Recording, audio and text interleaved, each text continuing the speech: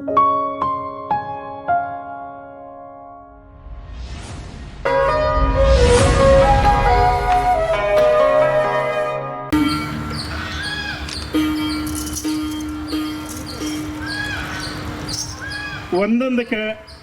ಜಿಲ್ಲಾದಲ್ಲಿ ಒಂದೊಂದು ಹಾಡುಗಳನ್ನು ಜಾಸ್ತಿಯಾಗಿ ನಡೀತವೆ. ಈ ಕಡೆ ಮಂಟೇಸ್ವಾಮಿ ಈ ಹಾಡುಗಳನ್ನು ಜಾಸ್ತಿ ನಡೀತದೆ.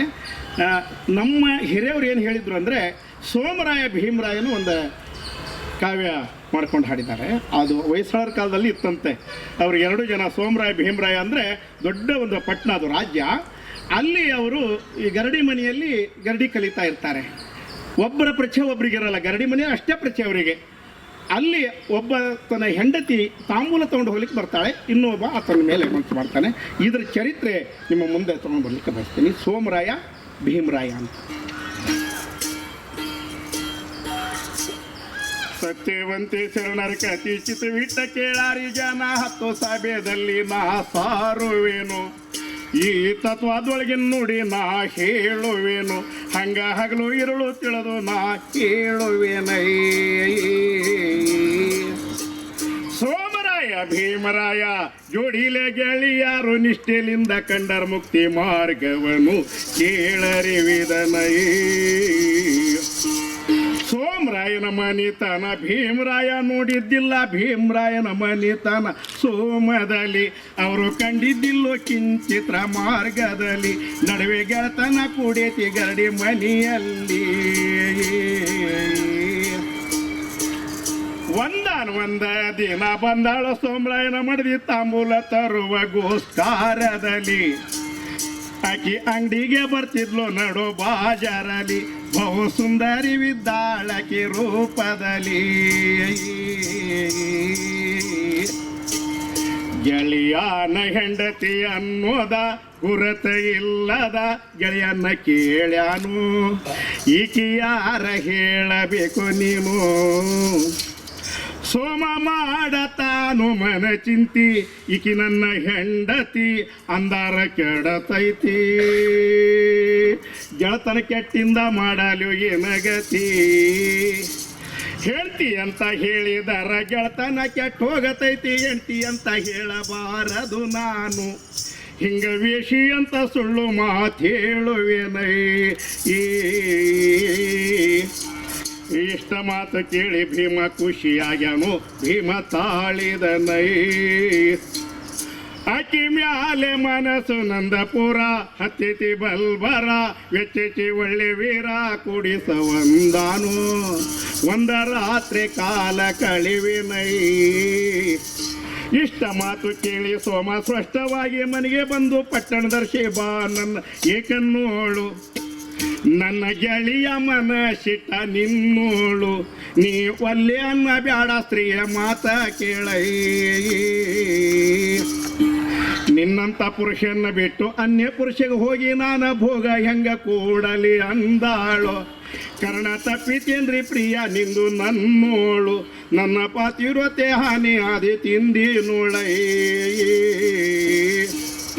ಪತಿ ಆಜ್ಞೆ ಮೀರಿದರ ಆತಿದ್ರೋಷ ಬರವದೆಂದು ತಿಳಿದಾಳು, ವಚನ ಕೊಟ್ಟಾಳೈ. ಗಂಡ ಹೆಂಡತಿ ಆಡ್ಯಾರ ಪ್ರೀತಿ ಮಾತ, ಮಂತ ಹಾಕುತ್ತ ಹಾಸಿಗೆ ಒಳ್ಳೆ ತುರ್ತ ಹಾಶಾರೋ ನೇಪ್ತಡಿ, ಸಮಯ ಹಚ್ಚಿದವ್ರಿ 4 ಕಡೆ. ಗಂಧದ ಎಣ್ಣಿ ಸಂಪಿಗೆ ತನಿ ಅಭೇರದ ಪುಡಿ, ಸಬ್ಕ ತುಂಬಿ ಇಟ್ಟಾರ ಸಜ್ಜ ಮಾಡಿ.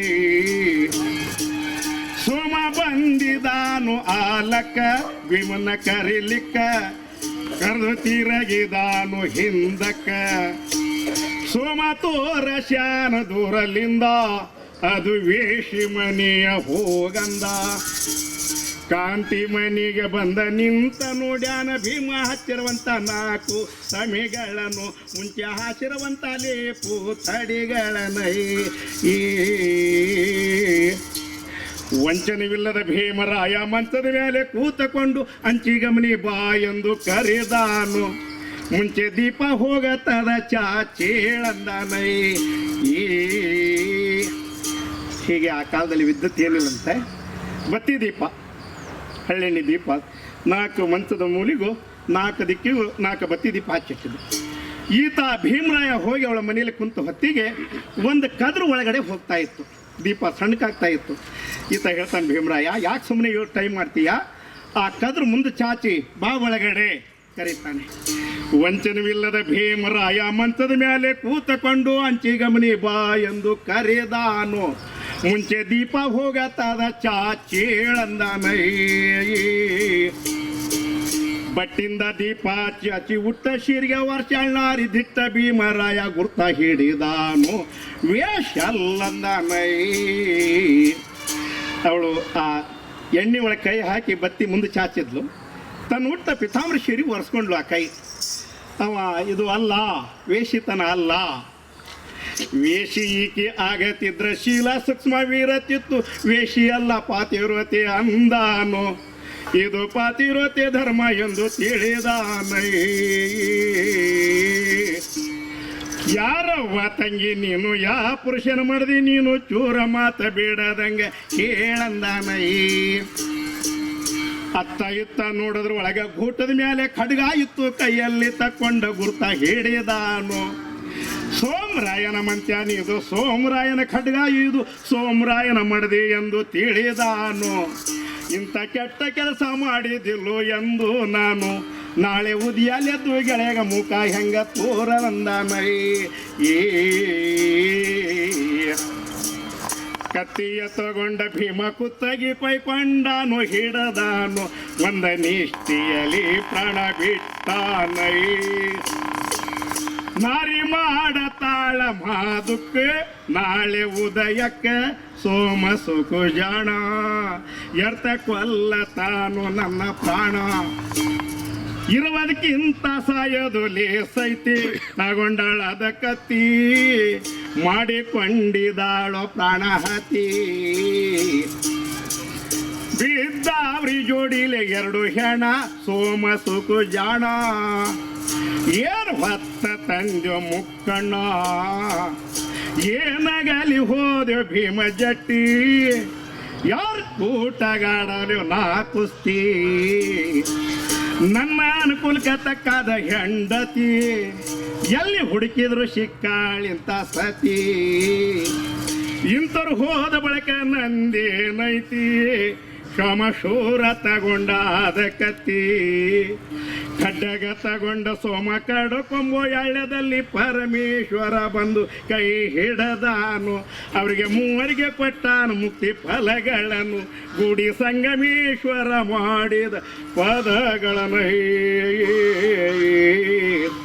ಸೋಮರಾಯ ಭೀಮರಾಯ ಜೋಡಿಲೆ ಗೆಳೆಯಾರು ನಿಷ್ಠೆಲಿಂದ ಕಂಡರ ಮುಕ್ತಿ ಮಾರ್ಗವನು ಕೇಳರಿವಿದನೈ.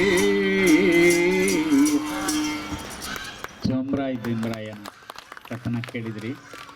ಇದು ಉತ್ತರ ಕರ್ನಾಟಕದಲ್ಲಿ ಸಣ್ಣಾಟಗಳಲ್ಲಿ, ಡಪ್ಪಿನಾಟಗಳಲ್ಲಿ ಸೋಮರಾಯ ಭೀಮರಾಯನ ಆಟ ಅಂತಲೇ ಹೆಸರುವಾಸಿಯಾಗಿದೆ. ಈ ಆಟದ ಹಾಡುಗಳನ್ನು, ಕಥನ ಗೀತೆಗಳನ್ನು, ಲಾವಣಿಗಳನ್ನು, ಜೀಜಿ ಪದಗಳನ್ನು ಕೂಡ ಇವರು ಹಾಡ್ತಾರೆ. ಹಾಡಿಕೆಯಲ್ಲಿ ಭಾಳ ದೊಡ್ಡದು. ಬಾಳ ಭಿಕ್ಷುಕ ರಾಜ, ಬಸವಕುಮಾರ್, ಲೋಹಿತ್ ಕುಮಾರ್, ಶಂಕನ್ ರಾಜನ ಕತೆ, ಇಂತಹ ಲಕ್ಷಾಪತಿ ರಾಜನ ಕತೆ ನೀವು ಒಂಚೂರು ಕೇಳಿರ್ಬೋದು. ಆ ಥರದವೇ 20 ಕಥೆಗಳನ್ನು 20 ರಾತ್ರಿ ಹಾಡಬಲ್ಲ ಕಥನ ಸಾಮರ್ಥ್ಯ ಅವ್ರ ಹತ್ರ ಇರುವಂಥವರು ಗುಡ್ಡಪ್ಪ. ಅವರ ಕೈಯಲ್ಲಿರೋ ಕಿನ್ನರಿ ಭೈರವ ಪಂಥದ ಸಂಕೇತ. ನಾಥ ಪಂಥಕ್ಕೆ ಸೇರಿದ ಪರಂಪರೆಯವರು. ಅವರ ಕಾಮಾಕ್ಷಿಯನ್ನು ನೀವು ನೋಡ್ಬೋದು. ಅವರು ಜೋಗಿಗಳಾದ್ರಿಂದ ಕದ್ರಿ ಮಠಕ್ಕೆ, ಮಂಗಳೂರಿನ ಕದ್ರಿ ಮಠಕ್ಕೆ ಸೇರಿದ ಪಂಥದವರು ಅನ್ನೋದನ್ನು ನಿಮ್ಗೆ ಹೇಳ್ತೀವಿ. ದಯವಿಟ್ಟು ಜಯಪ್ರಕಾಶ್ ಗೌಡ್ರು ಬಂದು ಅವರನ್ನು ಗೌರವಿಸಬೇಕು, ಅಧ್ಯಕ್ಷರು ಸೇರಿ ಅಂಥೇಳಿ ಕೇಳ್ಕೊಳ್ತೀವಿ.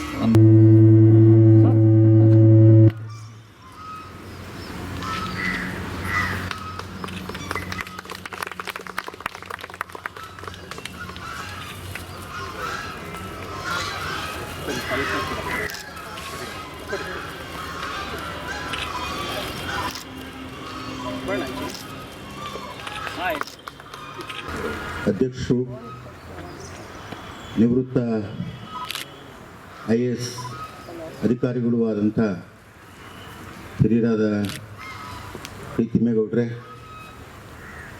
ಮತ್ತು ಅವರ ಜೊತೆಗೆ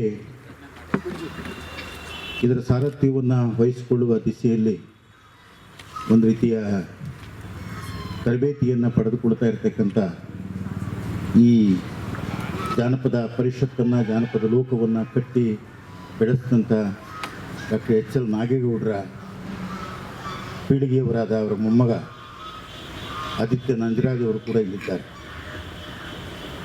ಆದಿತ್ಯ ನಂಜರಾಜ್ ಕಿರಿಯ ಪೀಳಿಗೆಗೆ ಸೇರಿದರೆ ನಮ್ಮ ತಿಮ್ಮೇಗೌಡರು ಹಿರಿಯ ಪೀಳಿಗೆಗೆ ಸೇರಿದವರು. ಹಳತು ಮತ್ತು ಹೊಸದರ ನಡುವಿನ ಒಂದು ಸಂಯೋಗದಲ್ಲಿ ಜಾನಪದ ಪರಿಷತ್ತು ಅತ್ಯಂತ ಉಜ್ವಲವಾಗಿ, ಅತ್ಯಂತ ದಕ್ಷ ರೀತಿಯಲ್ಲಿ ಕೆಲಸ ಮಾಡುವಂಥ ಒಂದು ಮುಂಗಾಣಿಕೆಯನ್ನು ಇರಿಸಿಕೊಂಡಿರ್ತಕ್ಕಂಥ ವ್ಯಕ್ತಿಗಳು ಇಲ್ಲಿದ್ದಾರೆ. ಜೊತೆಗೆ ಜಾನಪದ ಲೋಕವನ್ನು ಕಟ್ಟಿ ಬೆಳೆಸುವ ಸಂದರ್ಭದಲ್ಲಿ ನಾಗೇಗೌಡರ ಜೊತೆಗಿದ್ದಂಥ ನಮ್ಮ ಪೂರ್ವ ಬಸವರಾಜ್ ಇದ್ದಾರೆ, ಪ್ರಕಾಶ್ ಅವರಿದ್ದಾರೆ. ಇಲ್ಲಿರ್ತಕ್ಕಂಥ ಎಲ್ಲ ಸಿಬ್ಬಂದಿಯೂ ಕೂಡ ನಾಗೇಗೌಡರು ಅವ್ರನ್ನ ತಮ್ಮ ಕುಟುಂಬದವರು ಅನ್ನೋ ರೀತಿಯಲ್ಲೇ ಭಾವಿಸಿಕೊಂಡು ಬೆಂತಟ್ಟುಕೊಂಡು ಬಂದಂಥವ್ರು. ನಿಮಗೆಲ್ಲ ಗೊತ್ತಿದೆ, ಜನಪದ ಕಲೆಗಳನ್ನು ಉಳಿಸುವ, ಅದನ್ನು ಬೆಳೆಸುವ, ಕಲಾವಿದರಿಗೆ ಗೌರವವನ್ನು ತಂದುಕೊಡ್ತಕ್ಕಂಥ ಬಹುದೊಡ್ಡ ಕೆಲಸವನ್ನು ಈ ನಾಡಿನಲ್ಲಿ ಮಾಡಿದಂಥವರು ಡಾಕ್ಟರ್ ಎಚ್ ಎಲ್ ನಾಗೇಗೌಡರು, ಡಾಕ್ಟರ್ ಜೀಶಂಪ ಮುಂತಾದಂಥ ಕೆಲವು ಮಹನೀಯರನ್ನು ನಾವು ಈ ಸಂದರ್ಭದಲ್ಲಿ ನೆನ್ಕೊಳ್ಬೇಕು. ಇವತ್ತೇ ನಮ್ಮ ಜನಪದ ಕಲಾವಿದರಿಗೆ ಒಂದು ಸ್ಥಾನ, ಒಂದು ಮಾನ ನಮ್ಮ ನಾಡಿನಲ್ಲಿ ಸಿಕ್ಕಿದೆಯೋ, ವೇದಿಕೆಗಳಲ್ಲಿ ಸಿಕ್ಕಿದೆಯೋ, ಅದಕ್ಕೆ ಬಹುಮಟ್ಟಿಗೆ ಕಾರಣರಾಗಿರ್ತಕ್ಕಂಥವ್ರು ಈ ಪರಂಪರೆಯ ಕೆಲವು ಜನ ಇದ್ದಾರೆ. ಬಹುಶಃ ಇವತ್ತು ನಾವು ಅತ್ಯಂತ ತಾತ್ಸಾರದಿಂದ ನೋಡ್ತಾ ಇದ್ದಂಥ ಕಲಾವಿದರು ಇವತ್ತು ಎದೆಯುಬ್ಬಿಸಿ ನಾವು ಯಾರಿಗೂ ಕೂಡ ಕಡಿಮೆಯಲ್ಲ ಅನ್ನುವಂಥ ಒಂದು ಪರಿಸ್ಥಿತಿಗೆ ಹೋಗಿರ್ತಕ್ಕಂಥದ್ದು ನಾವು ನೋಡ್ತಾ ಇದ್ದೀವಿ. ಇಂಥ ಸಂದರ್ಭದಲ್ಲಿ ಕರ್ನಾಟಕ ಜಾನಪದ ಪರಿಷತ್ತು ಭಾಳ ಒಳ್ಳೆಯ ಕೆಲಸ ಮಾಡ್ತಾ ಇದೆ. ನಾಗೇಗೌಡರ ನೆನಪಿನಲ್ಲಿ ಪ್ರತಿ ವರ್ಷ ಲೋಕಸಿರಿಯಲ್ಲಿ ಒಬ್ಬೊಬ್ಬ ನಾಡಿನ ಕಲಾವಿದನನ್ನು ಕರೆದು ಅವನನ್ನು ಗೌರವಿಸುವುದ್ರ ಮೂಲಕ ಅವನ ಕಲೆಯನ್ನು ನಮ್ಮ ಸಾರ್ವಜನಿಕರಿಗೆ ಪರಿಚಯ ಮಾಡಿಕೊಡುವಂಥ ಒಂದು ಕೆಲಸವನ್ನು ಬಹು ಅಚ್ಚುಕಟ್ಟಾಗಿ ಮಾಡಿಕೊಂಡಿದೆ. ಇದು 48ನೆಯ ಕಾರ್ಯಕ್ರಮ. ಇದು 48 ಕಾರ್ಯಕ್ರಮ, 40 ತಿಂಗಳಾಗಿದೆ. 48 ತಿಂಗಳಾಗಿದೆ ಅಂತ ಹೇಳಿದ್ರೆ ಹತ್ತತ್ರ ಎಷ್ಟು 2 ವರ್ಷ ಅಲ್ಲ 4 ವರ್ಷ ಆಯಿತು ಬಂತು. ಇದು ನಿರಂತರವಾಗಿ ನಡೆಯುತ್ತೆ. ಸಾರ್ವಜನಿಕರು ಕೂಡ ಬಂದಿರತಕ್ಕಂಥದ್ದು ಕೂಡ ಹೆಚ್ಚಿನ ರೀತಿಯಲ್ಲಿ ಬಂದಿರತಕ್ಕಂಥದ್ದು ಸಂತೋಷ. ಮತ್ತಷ್ಟು ಜನ ಬರುವಂತ ಆಗ್ತದೆ. ಅದರ ಒಂದು ವಿಷಯವನ್ನು ನಾವು ಜ್ಞಾಪಕದಲ್ಲಿಟ್ಕೊಳ್ಬೇಕು. ನಮ್ಮ ಅನಕ್ಷರಸ್ಥರಾಗಿರ್ತಕ್ಕಂಥ ಅಥವಾ ಯಾವುದೇ ಶಾಲಾ ಕಾಲೇಜುಗಳ ಮೆಟ್ಟಿಲನ್ನು ಹತ್ತದೇ ಇರತಕ್ಕಂಥ ವ್ಯಕ್ತಿಗಳ ಎದೆಯ ಒಳಗಡೆ ಸಾವಿರ ಪುಟಗಳ ಸಾಹಿತ್ಯ ಅದು ಅಡಕೊಂಡಿದೆ ಅನ್ನುವಂಥದ್ದು ಇವತ್ತಿಗೂ ಕೂಡ ಅದೊಂದು ವಿಸ್ಮಯ ಅಂತಂತ ಹೇಳ್ಬೋದು ನಾವು. ಯಾಕೆಂದರೆ 4 ಸಾಲಿನ ಮಾತುಗಳನ್ನು ನಾವು ಜ್ಞಾಪಕದಲ್ಲಿ ಇಟ್ಕೊಳ್ಳೋದಕ್ಕಾಗೋದಿಲ್ಲ. ಈ ಕಾಂತರಾಜ್ ಅವರು ಇದ್ದಾರೆ, ಪೌರಾಣಿಕ ನಾಟಕದಲ್ಲಿ ದುರ್ಯೋಧನ, ಭೀಮ ಇವರ ಮಾತುಗಳನ್ನು ನಾವು ಉರೋಚಿತಾ ಹೋಗ್ತೇವೆ ನಾವು. ಆಮೇಲೆ 2 ತಿಂಗಳು ಬಿಟ್ಬಿಟ್ರೆ ಮರ್ತೋಗ್ಬಿಡ್ತದೆ ಅದು. ಮತ್ತೆ ಅದನ್ನು ನೆನ್ಕೊಳ್ತಾ ಇರಬೇಕು. ಆದರೆ ಇವರು 16 ವರ್ಷಗಳ ಕಾಲ ತಮ್ಮ ಎದೆಯ ಒಳಗಡೆ ಆ ಸಾಹಿತ್ಯವನ್ನು ಇಟ್ಟುಕೊಂಡು, ಧ್ವನಿಯನ್ನು ಕಾಪಾಡಿಕೊಂಡು ಇವತ್ತಿಗೂ ಕೂಡ ನೈತಿಕತೆಯ ಪಾಠವನ್ನು, ನೀತಿ ಪಾಠವನ್ನು, ಈಗ ನೀವು ಕೇಳಿದ್ರಿ ಇದನ್ನು ಸೋಮನಾಯ ಭೀಮರಾಯ ದಪ್ಪಿನಾಟದ್ದು ಒಂದು ನೀತಿಯನ್ನು ನಮಗೆ ಬೋಧಿಸ್ತಕ್ಕಂಥದ್ದು. ಆ ನೀತಿಯನ್ನು ಬೋಧಿಸುವ ಕೆಲಸವನ್ನು ಅವರು ಮಾಡಿಕೊಂಡು ಬರ್ತಾನೆ ಇದ್ದಾರೆ, ಆ ಪರಂಪರೆ ಮಾಡಿಕೊಂಡು ಬರ್ತಾನೆ. ಇವತ್ತು ಅವರು ಮಂಕ ಕಾಣ್ತಾ ಇದ್ದಾರೆ. ಇವತ್ತು ನಮಗೆ ಟಿ ವಿ ಬಂದಿದೆ, ಮತ್ತು ಬೇರೆ ಬೇರೆ ಆಧುನಿಕ ಕಾಲದ ಮಾಧ್ಯಮಗಳು ಬಂದು ನಮ್ಮನ್ನು ಮಾಡ್ತಾ ಇದೆ. ಒಂದು ಕಾಲಕ್ಕೆ ಇವರೇ ಮಾಧ್ಯಮಗಳು ಜನರ ಮನೋರಂಜನೆಗೆ ಯಾವಾಗಲೂ ಕೂಡ ತಮ್ಮನ್ನು ಅಣಿಗೊಳಿಸ್ಕೊಳ್ತಾ ಇದ್ದಂಥ ಇಂಥ ಕಲಾವಿದರು, 100 ಕಲಾವಿದರು ಇಡೀ ರಾತ್ರಿ, ದಿವಸಗಳ ಕಾಲ, ವಾರಗಳ ಕಾಲ, ತಿಂಗಳುಗಳ ಕಾಲ ಆಡುವಷ್ಟು ಸಾಹಿತ್ಯವನ್ನು ತಮ್ಮ ಎದೆಯಾಳದ ಇಟ್ಕೊಂಡಿದ್ದಂಥವ್ರು. ಇವತ್ತವರು ನಿಜ ಅದಕ್ಕೆ ಮೇಳ ಇದ್ದಿದ್ರೆ, ಅವ್ರ ಸಂಗಾತಿಗಳಿದ್ದರೆ, ಯಾಕಂದರೆ ಕೆಲವನ್ನ ನಾವು ಸಂಗಾತಿಗಳಿಲ್ಲದೇನೆ ಆಡಲಿಕ್ಕೆ ಸಾಧ್ಯ ಆಗೋದಿಲ್ಲ. ಸಂಗಾತಿಗಳಿಲ್ಲದೇ ನಮಗೆ ರಸಾನುಭವವನ್ನು ಉಂಟು ಮಾಡತಕ್ಕಂಥ ಯಾವುದೇ ವಾದ್ಯಗಳ ಪರಿಕರ ಇಲ್ಲದೆ, ಯಾವುದೇ ಹಿಂಬಾಲಕರು ಇಲ್ಲದೆ ಒಂದು ಕಾವ್ಯದ ರಸವತ್ತಾದ ಭಾಗಗಳನ್ನು ಶ್ರೋತೃವಿಗೆ ತಲುಪಿಸ್ತಕ್ಕಂಥ ಒಂದೇ ಒಂದು ಮಾಧ್ಯಮ ಅಂತಂದರೆ ಗಮಕ. ಅದು ಆ ಗಮಕ ಇವತ್ತಿಗೂ ಕೂಡ ಯಾವುದೇ ಆದ ಹಾರ್ಮೋನಿಯಂ ಬಯಸಲ್ಲ, ತಬಲ ಬಯಸೋದಿಲ್ಲ, ಅಥವಾ ಪಿಯಾನೋ ಬಯಸೋದಿಲ್ಲ, ಡ್ರಮ್ಗಳನ್ನು ಬಯಸೋದಿಲ್ಲ. ಆದರೆ ಆ ಗಮಕವನ್ನು ಮಾಡ್ತಕ್ಕಂಥ ವ್ಯಕ್ತಿಯ ಧ್ವನಿಯ ಏರಿಳಿತಗಳ ಮೂಲಕ ಇಡೀ ಕಾವ್ಯದ ರಸಧಾರೆಯನ್ನು ನಮ್ಮ ಹೃದಯಕ್ಕೆ ಮುಟ್ಟಿಸುವಂಥ ಶಕ್ತಿ ಇರ್ತಕ್ಕಂಥದ್ದು ಗಮಕಗಳು ಮಾತ್ರ. ಇವರು ಕೂಡ ಒಂದು ರೀತಿಯ ಗಮಕಿಗಳೇ. ಆದರೆ ಕೆಲವು ಅವರಿಗೆ ಸೊಲ್ಲು ಹೇಳುವಂಥವ್ರು ಬೇಕಾಗ್ತದೆ, ಕೆಲವಕ್ಕೆ ಸಾಧ್ಯ ಆಗೋದಿಲ್ಲ. ಅದು ನೋಡಿ, ಈಗ ಭೀಮರಾಯ ಸೋಮರಾಯ ದಪ್ಪಿನಾಟಕದಲ್ಲಿ ಎಂಥ ಒಂದು ತತ್ವ ಅಡಗಿದೆ ಅಂತಕ್ಕಂಥದ್ದನ್ನು ಅವರು ಸುಲಭವಾಗಿ ಹೇಳಿದರು. ಒಬ್ಬ ಸ್ನೇಹಿತನಿಗೆ ತನ್ನ ಹೆಂಡತಿಯನ್ನು, ಇವಳು ನನ್ನ ಹೆಂಡತಿ ಅಂತಂದರೆ ಅವನ ಆಸೆಗೆ ಧಕ್ಕೆ ಬರ್ತದೆ ಅಂತ ಸುಳ್ಳು ಹೇಳ್ತಾನೆ. ಅವನ ಬಳಿ ಹೋಗುವಂಥ ತನ್ನ ಹೆಂಡತಿಯನ್ನು, ಯಾಕಂದರೆ ನಮ್ಮ ಭಾರತೀಯ ಪರಂಪರೆಯಲ್ಲಿ ಅತಿಥಿಯನ್ನು ಗೌರವಿಸ್ತಕ್ಕಂಥದ್ದು, ಅತಿಥಿಯ ಮನಸ್ಸನ್ನು ಸಂತೋಷಪಡಿಸ್ತಕ್ಕಂಥದ್ದು ಅತ್ಯಂತ ಅವಶ್ಯಕ ಅನ್ನುವಂಥದ್ದು ಒಂದು ನಮ್ಮ ಭಾರತೀಯ ಪರಂಪರೆಯಲ್ಲಿದೆ. ತನ್ನ ಹೆಂಡತಿ, ಮಗಳು ಮುಂತಾದಂಥವ್ರನ್ನೂ ಕೂಡ ಬಯಸಿದ ತನ್ನ ಮನೆಗೆ ಬಂದಂಥ ಅತಿಥಿಗೆ ಅವರನ್ನು ಉಣಬಡಿಸಿದಂಥ ಅನೇಕ ನಿದರ್ಶನಗಳು ನಮ್ಮ ಭಾರತೀಯ ಪರಂಪರೆಯಲ್ಲಿದೆ. ಯಾಕಂದರೆ ಅತಿಥಿ ದೇವೋ ಭವ, ಪಿತೃದೇವೋ ಭವ, ಮಾತೃದೇವೋ ಭವ, ಅತಿಥಿ ದೇವೋ ಭವ ಅಂತ ಕೊನೆಗೆ ಅತಿಥಿ ದೇವೋ ಭವ ಅನ್ನೋದು ಕೂಡ ಇದೆ. ಆ ಅತಿಥಿಯಾದಂಥವನನ್ನು ಅಲ್ಲಿ ದೋಷವನ್ನು ಅವನು ಎಣಿಸೋದಿಲ್ಲ. ಅವನು ದೋಷವನ್ನು ಎಣಿಸೋದಿಲ್ಲ. ತನ್ನ ಹೆಂಡತಿಯನ್ನು ಬಯಸ್ತಾ ಅಥವಾ ಮಗಳನ್ನು ಬಯಸ್ತಾ ಅಂತ ಹೇಳುವಂಥ ಸಂದರ್ಭದ ಒಳಗಡೆ ಅಲ್ಲಿ ಯಾವುದೇ ವಿಧವಾಗಿರ್ತಕ್ಕಂಥ ದೋಷವನ್ನು ಎಣಿಸ್ತಾನೆ. ಅತ್ಯಂತ ನಿರ್ಮಲ ಭಾವದಿಂದ ನಿಷ್ಕಲ್ಮಶ ಹೃದಯಿಯಾಗಿ ತನ್ನ ಹೆಂಡತಿಯನ್ನು, ಮಗಳನ್ನು ಬಂದ ಅತಿಥಿಗೆ ಆ ಹೊತ್ತಿನ, ಆ ರಾತ್ರಿಯ ಒಂದು ಅವನ ದೇಹ ಸುಖಕ್ಕೆ ಉಣಬಡಿಸಿದಂಥ ಅನೇಕ ನಿದರ್ಶನಗಳು ಭಾರತೀಯ ಪರಂಪರೆಯಲ್ಲಿದ್ದಾವೆ. ಅದೆಂದಿಗೂ ಕೂಡ ಮಲಿನಗೊಂಡಿರ್ತಕ್ಕಂಥ ಕತೆ ಆಗೋದಿಲ್ಲ. ಆದರೆ ಆ ಹಿನ್ನೆಲೆ ಒಳಗಡೆ ಅವನು ಭೀಮರಾಯನಿಗೆ ಬೆಳಿಗ್ಗೆ ತನ್ನ ಹೆಂಡತಿಯನ್ನು ಕಳಿಸ್ತಾನೆ. ಅವನೆಂಥ ದೊಡ್ಡ ಮನುಷ್ಯ ಅಂದರೆ, ಆಕೆ ನೋಡಿ ಅದು ಎಷ್ಟು ಸೂಕ್ಷ್ಮವಾಗಿ, ಒಬ್ಬ ವೇಶ್ಯೆಯಾಗಿದ್ದರೆ ತಕ್ಷಣ ದೀಪವನ್ನು ಆರಿಸ್ಬಿಡ್ತಾ ಇದ್ಲು ವೇಶ್ಯೆಯಾಗಿದ್ದರೆ. ಆದರೆ ಅವಳು ಗರತಿ ಆದ್ದರಿಂದ ಬೆಳಕನ್ನು ಜಾಸ್ತಿ ಮಾಡ್ತಾಳೆ. ಬೆಳಕನ್ನು ಜಾಸ್ತಿ ಮಾಡಿ ಅದರ ತನಗೆ ಆದಂಥ ಎಣ್ಣೆ ಅಂತ ತನ್ನ ಸೀರೆಗೆ ಉಟ್ಕೊಳ್ತಾಳೆ. ಆ ಸೀರೆ ಅದು ಪೀತಾಂಬರ ಆಗಿರ್ತದೆ. ಆ ಬೆಳಕು ಯಾವಾಗ ಆ ಜ್ಯೋತಿಯನ್ನು, ಅವಳು ಬತ್ತಿಯನ್ನು ಚಿವುಕ್ತಾಳೋ, ಅದನ್ನು ಒಸಿತಾಳೋ, ಅದು ಬೆಳಕು ಜಾಸ್ತಿ ಬರ್ತದೆ. ಆ ಬೆಳಕಿನಲ್ಲಿ ಅವಳು ಮುಖ ನೋಡ್ಬಿಡ್ತಾನೆ. ಆ ಮುಖ ನೋಡಿದ, ಯಾಕಂದರೆ ಮುಖದ ಭಾವದಿಂದನೇ ಆಕೆ ಗರತಿ ಅಂತ ಅನ್ನೋದು ಅವಳಿಗೆ ಅರ್ಥ ಆಗ್ತದೆ. ಆಮೇಲೆ ನೀ ಯಾರಿರ್ಬೋದವ್ವ ತಂಗಿ ಅಂತ ಹೇಳಿದಾಗ ಅಲ್ಲಿ ಕತ್ತಿ ಎಲ್ಲ ಇರ್ತದೆ. ಓ, ಇದು ಸೋಮರಾಯನ ಮನೆ. ನನ್ನ ಸ್ನೇಹಿತನ ಹೆಂಡತಿಗೆ ಆಸೆ ಪಟ್ಟುಬಿಟ್ನಲ್ಲ ನಾನು, ನಾಳೆ ಹೇಗೆ ಅವನಿಗೆ ಮುಖ ತೋರಿಸ್ಲಿ? ಇವತ್ತು ನಾವೆಲ್ಲ ಅನೇಕ ಈ ರೇಪ್ ಕೇಸ್ಗಳನ್ನೆಲ್ಲ ನೋಡ್ತಾ ಇದ್ದೀವಿ. ಕಿರ್ಚಿಕೊಂಡ್ರು, ಬಡ್ಕೊಂಡ್ರು, ಒದ್ದಾಡಿದ್ರು ಬಿಡದೇನೆ, ಮತ್ತು ವಯಸ್ಸಿನ ಲೆಕ್ಕಾಚಾರವಿಲ್ಲದೇ ಎಳೆ ಮಕ್ಕಳ ಮೇಲೆ 5ನೇ ಕ್ಲಾಸು 3ನೇ ಕ್ಲಾಸು ಓದ್ತಾ ಇರ್ತಕ್ಕಂಥ ಮಕ್ಕಳ ಮೇಲೆ ಅತ್ಯಾಚಾರವನ್ನು ನಡೆಸ್ತಾ ಇರ್ತಕ್ಕಂಥ ಕಾಮುಕ ಮನಸ್ಸಿನ ಸ್ಥಿತಿಯವರೆಗೂ ಭೀಮರಾಯನ ಮನಸ್ಸಿನ ಸ್ಥಿತಿ ನೋಡಿ. ಅವನದನ್ನು ನೋಡಿದ ಕೂಡಲೇ ಬೆಳಿಗ್ಗೆ ಸ್ನೇಹಿತರಿಗೆ ಹೇಗೆ ನಾನು ಮುಖ ತೋರಿಸ್ತೀನಿ ಅಂತೇಳಿ ತನ್ನನ್ನು ತಾನು ಕೊಂದುಕೊಳ್ತಾನೆ. ಅಯ್ಯೋ, ಈ ವಿಷಯ ಏನಾದರೂ ನನ್ನ ಗಂಡನಿಗೆ ಗೊತ್ತಾದರೆ ನೀನೇನೋ ಮಾಡಿದ್ದೆ, ಅದಕ್ಕಾಗಿ ಅವನು ಆತ್ಮಹತ್ಯೆ ಮಾಡ್ಕೊಳ್ತಾನೆ ಅಂತೇಳಿ ಅವಳು ಕೊಂದುಕೊಳ್ತಾನೆ. ಇವರಿಬ್ಬರು ಈಗ ಆಗ್ಬಿಟ್ರಲ್ಲ ಅಂತ ಅವನು ಬಂದು ಕೊಂದುಕೊಳ್ತಾನೆ. ನೋಡಿ, ಕೊನೆಯಲ್ಲಿ ನಮ್ಮ ಭಾರತೀಯ ಪರಂಪರೆಗೆ ಎಲ್ಲವೂ ಕೂಡ ಮಂಗಳಕರವಾಗಿರ್ತದೆ. ನಮ್ಮ ಎಲ್ಲ ಕಾವ್ಯಗಳು ಕೂಡ ಮಂಗಳಮುಖವಾಗಿ, ಅಂದರೆ ಒಳ್ಳೆಯದಾಗುವ ಮೂಲಕವೇ ಭಗವಂತ ಪ್ರತ್ಯಕ್ಷ ಆಗುವ ಮೂಲಕ ಕೊನೆಗೊಳ್ಳೋದು. ಅವರು ಇವರ ವೀರನಿಷ್ಠೆಯನ್ನು ಕಂಡು ಪ್ರತ್ಯಕ್ಷನಾಗಿ ಅವರಿಗೆ ಜೀವದಾನವನ್ನು ಮಾಡ್ತಾರೆ.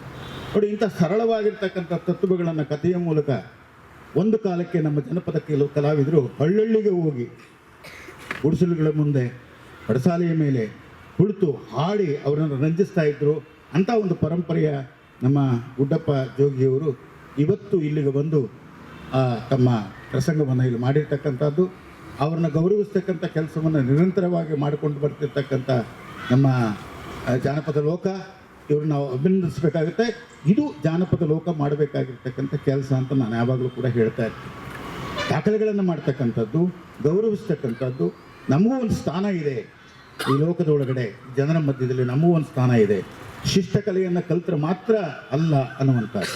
ಅದನ್ನು ಉಳಿಸುವ ನಿಟ್ಟಿನಲ್ಲಿ, ಅದು ಉಳಿಸೋದು ಬೆಳೆಸೋದು ಅಂದರೆ ಏನರ್ಥ, ನಾವು ತಿಮ್ಮೇಗೌಡರು 3-4 ದಿನ ಪ್ರಯತ್ನ ಮಾಡೋದ್ರಾಗೋದು. ನಿಮ್ಮಂಥವ್ರು ಭಾಗವಹಿಸೋದ್ರ ಮೂಲಕ, ಆ ಗೀತೆಗಳನ್ನು ತಿಳ್ಕೊಳ್ಳೋದ್ರ ಮೂಲಕ, ಅದನ್ನು ಅರ್ಥೈಸೋದ್ರ ಮೂಲಕ, ಅವರನ್ನು ಗೌರವದಿಂದ ಕಾಣೋದ್ರ ಮೂಲಕ ಮಾತ್ರ ಇಂಥ ಕಲೆಗಳು ಉಳಿಯೋದಕ್ಕೆ ಸಾಧ್ಯ ಆಗುತ್ತೆ.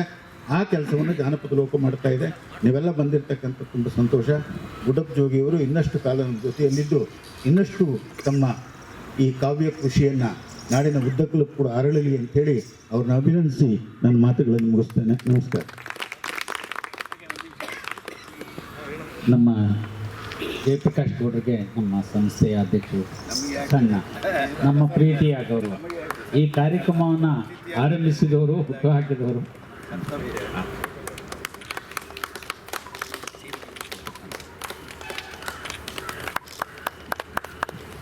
ಹಾಗೆ ಇದೇ ಸಂದರ್ಭದಲ್ಲಿ ನಮ್ಮ ಮಲ್ನಾಡು ಮನೆಗಳ ಚಿತ್ತಾರಗಳನ್ನು ಮರು ಚಿತ್ತಾರಗೊಳಿಸಿದ ಹಾಲಮ್ಮ ಮತ್ತು ಅವರ ಮಕ್ಕಳು ಬರಬೇಕು. ಬನ್ನಿ, ನಾಳೆಗೆ ಮುಗಿತು ಮಾಡಿತಾ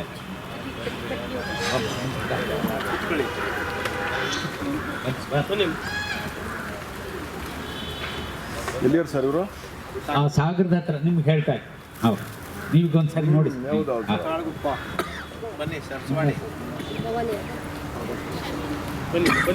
ಹಾಲಮ್ಮ ಅವರು ಲೋಕಸಿರಿಯ ಅತಿಥಿಯಾಗಿದ್ದವರು.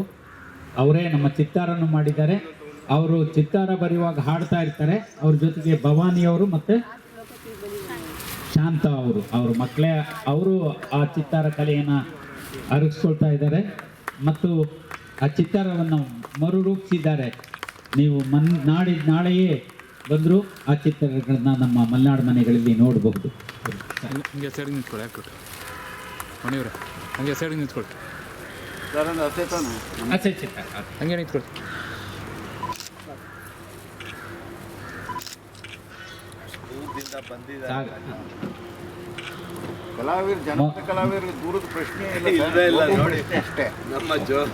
ಒಳ್ಳೆಯದು. ಹಾಲಮ್ಮ ಮತ್ತು ಅವರ ಚಿತ್ತಾರಗಳು ನಮ್ಮ ಲೋಕದಲ್ಲಿ ಉಳಿತವೆ. ಈ ಹಿಂದೆ ಚಿತ್ತಾರ ಮಾಡಿದವರು. ಅಮ್ಮ ಬನ್ನಿ.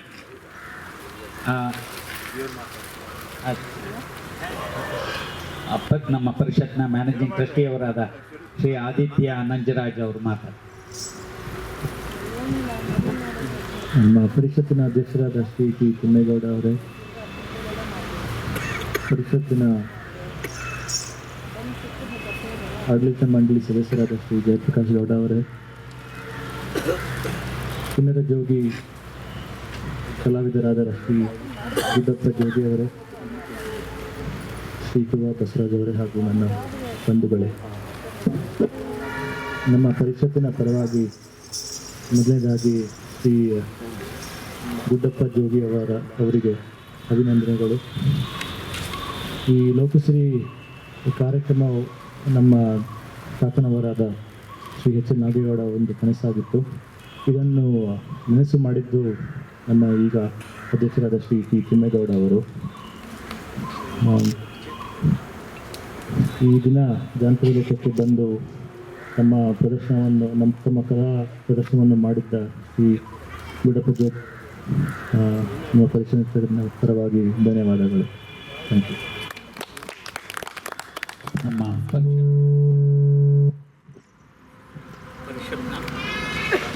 ಓಪನ್ ಮಾಡ್ಕೊಳ್ಳಿ, ಓಪನ್ ಮಾಡಿ, ಓಪನ್ ಮಾಡ್ಕೊಳ್ಳಿ. ಪರಿಷತ್ನ ಅಧ್ಯಕ್ಷರಾದ ಮಾನ್ಯ ಟಿ ತಿಮ್ಮೇಗೌಡರು ಮಾತಾಡ್ತಾರೆ. ಈ ಲೋಕಸಿರಿ ಕಾರ್ಯಕ್ರಮದ ಕಲಾವಿದರು ಮತ್ತು ನಮ್ಮ ಅತಿಥಿಗಳು ಆದಂಥ ಶ್ರೀ ಗುಡ್ಡಪ್ಪ ಜೋಗಿಯವರೇ, ಈ ಕಾರ್ಯಕ್ರಮದ ಮುಖ್ಯ ಅತಿಥಿಯಾಗಿ ಆಗಮಿಸಿರುವಂಥ ನಮ್ಮ ಆಡಳಿತ ಮಂಡಳಿ ಸದಸ್ಯರು, ನನ್ನ ಆತ್ಮೀಯರು ಆದಂಥ ಡಾಕ್ಟರ್ ಜಯಪ್ರಕಾಶ್ ಗೌಡ ಅವರೇ, ಕರ್ನಾಟಕ ಜಾನಪದ ಪರಿಷತ್ತಿನ ಮ್ಯಾನೇಜಿಂಗ್ ಟ್ರಸ್ಟಿಯವರಾದಂಥ ಶ್ರೀ ಆದಿತ್ಯ ನಂಜರಾಜ್ರವರೇ, ಡಾಕ್ಟರ್ ಪೂರ್ವ ಬಸವರಾಜ್ರವರೇ, ಎಲ್ಲ ಆತ್ಮೀಯರೇ, ಈ ಲೋಕಸಿರಿ ಕಾರ್ಯಕ್ರಮ ಸುಮಾರು 4 ವರ್ಷದ ಹಿಂದೆ ನಮ್ಮ ನಾಗೇಗೌಡರ ಆಶಯದಂತೆ, ನಿಮ್ಮ ನಿರೀಕ್ಷೆಯಂತೆ ಈ ಕಾರ್ಯಕ್ರಮ ಪ್ರಾರಂಭ ಆಯಿತು. ಪ್ರತಿ ತಿಂಗಳು 2ನೇ ಶನಿವಾರ ಈ ಕಾರ್ಯಕ್ರಮವನ್ನು ಇಲ್ಲಿ ಜಾನಪದ ಲೋಕದಲ್ಲಿ ಆಚರಿಸ್ತಾ ಇದ್ದೀವಿ. ಈ ಕಾರಣ ಏನು ಅಂದರೆ, ನಮ್ಮ ನಾಗೇಗೌಡರು ಈ ಒಂದು ಜಾನಪದ ಲೋಕದಲ್ಲಿ ಜನಪದ ಕಲಾವಿದರು ಹೆಚ್ಚು ತಮ್ಮ ಪ್ರದರ್ಶನವನ್ನು ಕೊಡಬೇಕು, ಅವರು ಅತಿಥಿಗಳಾಗಿ ಮತ್ತು ಕಲಾವಿದರಾಗಿ ಇಲ್ಲಿ ಹೆಚ್ಚಾಗಿ ಭಾಗವಹಿಸಬೇಕು ಅನ್ನೋ ಆಶಯ ನಮ್ಮ ನಾಗೇಗೌಡರು. ಹಾಗಾಗಿ ಈ ಒಂದು ಕಾರ್ಯಕ್ರಮ ನಿರಂತರವಾಗಿ 4 ವರ್ಷಗಳಿಂದ ನಡೆದು ಬರ್ತಾ ಇದೆ. ಯಾವತ್ತೂ ಇದಕ್ಕೆ ಚ್ಯುತಿ ಬಂದಿಲ್ಲ. ಬಹುಶಃ ಇದೊಂದು ಮತ್ತು ಇತ್ತೀಚೆಗೆ ನಾವು ಪ್ರಾರಂಭ ಮಾಡಿರುವಂಥ, ಹಿಂದೆ ನಾಗೇಗೌಡರು ನಡೆಸ್ಕೊಂಡು ಬರ್ತಾ ಇದ್ರು ಭಾನುವಾರದ ಕಾರ್ಯಕ್ರಮ. ನಮಗೆ ಜಾನಪದ ಲೋಕ ಜನಪದರ ಕಾಶಿ ಇದ್ದಾಗೆ. ಹೇಗೆ ವಾರಣಾಸಿ ಕಾಶಿಗೆ ಹೋಗ್ತಾರೆ ಜನ, ಹಾಗೆ ಜಾನಪದ ಕಲಾವಿದರು ಇಲ್ಲಿ ಬಂದು ನಮ್ಮ ಕಲಾವಿದರ ಕಾಶಿಯಾಗಿರುವಂಥ ಈ ಜಾನಪದ ಲೋಕದಲ್ಲಿ ನಾಗೇಗೌಡರನ್ನ ಸ್ಮರಿಸ್ಕೊಂಡು ಅವರ ಒಂದು ಸಾಧನೆಯನ್ನು ಕಣ್ಣಾರೆ ನೋಡಿ ಹೋಗುವಂಥ ಒಂದು ಕೆಲಸ ಆಗ್ತಾ ಇದೆ. ನಮ್ಮ ಶ್ರೀ ಗುಡ್ಡಪ್ಪ ಜೋಗಿಯವರು ಕಿನ್ನರಿ ಜೋಗಿ ಕಲಾವಿದರು. ಇವರು ಶಿವಮೊಗ್ಗ ಜಿಲ್ಲೆ ಸಾಗರ ತಾಲೂಕು ಹೊಸೂರಿನವರು. ಅವ್ರ ಪ್ರಾಯ ಎಷ್ಟಿರ್ಬೋದು, ಒಂದು ಅಂದಾಜು ಮಾಡಿ, ಅವರ ನಮ್ಮ ಇದ್ರ ಪ್ರಕಾರ 65. ಅವರ ವೇಷಭೂಷಣವನ್ನು ನೋಡಿದ್ರೆ ನಿಜವಾಗ್ಲೂ ಜನಪದ ಕಲಾವಿದರಿಗೆ ಅಂತಃಶಕ್ತಿ ಇರ್ತದೆ. ಯಾಕೆಂದರೆ ಅವರು ಯಾವ ಪ್ರಶಸ್ತಿಗೋಸ್ಕರನೂ ಆ ಕಲೆಯನ್ನು ಕಲಿತವರಲ್ಲ. ಪರಂಪರಾನುಗತವಾಗಿ ಆಸಕ್ತಿಯಿಂದ ಕಲೆಯನ್ನು ಕಲಿತು ಉಳಿಸಿ ಬೆಳೆಸ್ಕೊಂಡು ಬಂದಿರತಕ್ಕಂಥ ಇಂಥ ಕಲಾವಿದರಿಗೆ ನಾವು ಸಮಾಜದಲ್ಲಿ ಹೆಚ್ಚು ಗೌರವವನ್ನು ಮತ್ತು ಅವ್ರಿಗೆ ನಿಜವಾದ ಒಂದು ಇದನ್ನು ನಾವು ಕೊಡಬೇಕಾಗ್ತದೆ. ಇವರ ಪ್ರತಿಭೆಯನ್ನು ಗೌರವಿಸಿ ಈಗಾಗಲೇ ನಮ್ಮ ಜಾನಪದ ಲೋಕದಿಂದ ದೊಡ್ಡ ಮನೆ ಪ್ರಶಸ್ತಿ, ಕರ್ನಾಟಕ ಜಾನಪದ ಅಕಾಡೆಮಿ ಪ್ರಶಸ್ತಿ, ರಾಜ್ಯೋತ್ಸವ ಪ್ರಶಸ್ತಿ, ಇವೆಲ್ಲ ಪ್ರಶಸ್ತಿಗಳು ನಮ್ಮ ಗುಡ್ಡಪ್ಪ ಜೋಗಿ ಅವರಿಗೆ ಬಂದಿದೆ ಅಂತ ಅಂದರೆ ಅವ್ರು ಎಂಥ ಅಪ್ರತಿಮ ಕಲಾವಿದರು ಅಂತ ಹೇಳಲಿಕ್ಕೆ ಸಂತೋಷ ಆಗ್ತದೆ. ಒಂದೇನು ಅಂದರೆ ಜನಪದ ಕಲಾವಿದರಲ್ಲಿ ನಮ್ಮ ಆತ್ಮೀಯರಾದಂಥ ಜಯಪ್ರಕಾಶ್ ಗೌಡರ ಒಂದು ಅನುಭವ ತಿಳುವಳಿಕೆಯಲ್ಲಿ ನನಗೇನು ಅನಿಸುತ್ತೆ ಅಂದರೆ, ಈ ಕಲಾವಿದರು ತಾವು ಅವರ ಪರಿಕರಗಳ ಜೊತೆಗೆ ಮತ್ತು ಹಿಮ್ಮೇಳದ ಜೊತೆಗೆ ಅವರ ಆಕರ್ಷಣೀಯವಾಗಿ ಕಾಣಬೇಕು ಅವರ ವೇಷಭೂಷಣಗಳು. ಈಗೇನಾಗ್ತಿದೆ, ನಮ್ಮಲ್ಲಿ ಕೆಲವರು ಡೊಳ್ಳು ಬರೆಸ್ತಾರೆ, ತಮಟೆ ಬರೆಸ್ತಾರೆ, ಆದರೆ ಈ ಪ್ಯಾಂಟು ಶರ್ಟ್ ಹಾಕೊಂಡು ಇವೆಲ್ಲ ನುಡಿಸ್ತಾರೆ. ಅದು ಜನಗಳಿಗೆ ಅಪೀಲ್ ಆಗಲ್ಲ. ಇವ್ರು ಜನಪದ ಕಲಾವಿದರೆ, ಇವರೇನು ಕಾಲೇಜು ಹುಡುಗರೆ, ಅದು ಏನು ಮಾಡ್ತಾ ಇದ್ದಾರೆ, ಭಾಳ ಜನ ತಲೆ ಕುಣಿಸ್ತಾ ಇದ್ದಾರೆ ಹೌದು ಅಂತ. ಅಂದರೆ ಜನಪದ ಕಲಾವಿದರು ನಮ್ಮ ಗುಡ್ಡಪ್ಪ ಜೋಗಿ ಅವ್ರನ್ನ ನೋಡಿದಾಗ ಅವರ ವೇಷಭೂಷಣ ಎಷ್ಟು ಆಕರ್ಷಣೀಯವಾಗಿದೆ ಅಂತ ಅನ್ನೋದು ನಮಗೆ ಖುಷಿ ತರುತ್ತೆ. ಆ ರೀತಿ ಕಲಾವಿದ್ರಿಗೂ ಒಂದು ರೀತಿಯ ಗೌರವ ಆ ರೀತಿ ಮಾಡೋದ್ರಿಂದ, ಜೊತೆಗೆ ಈಗಾಗಲೇ ಅವರ ವಾಚನದ ಬಗ್ಗೆ, ಅವರ ವಿದ್ಯೆ ಬಗ್ಗೆ, ಅನುಭವದ ಬಗ್ಗೆ ಈಗಾಗಲೇ ನಮ್ಮ ಡಾಕ್ಟರ್ ಜಯಪ್ರಕಾಶ್ ಗೌಡರು ಮಾತನಾಡಿದ್ದಾರೆ. ಆದರೆ ಒಂದು ಹೇಳಲಿಕ್ಕೆ ಇಷ್ಟಪಡ್ತೀನಿ ನಾನು, ನಮ್ಮ ಇತ್ತೀಚಿನ ವರ್ಷಗಳಲ್ಲಿ ಕೆಲವರಿಗೆ ಆತಂಕ ಇದೆ.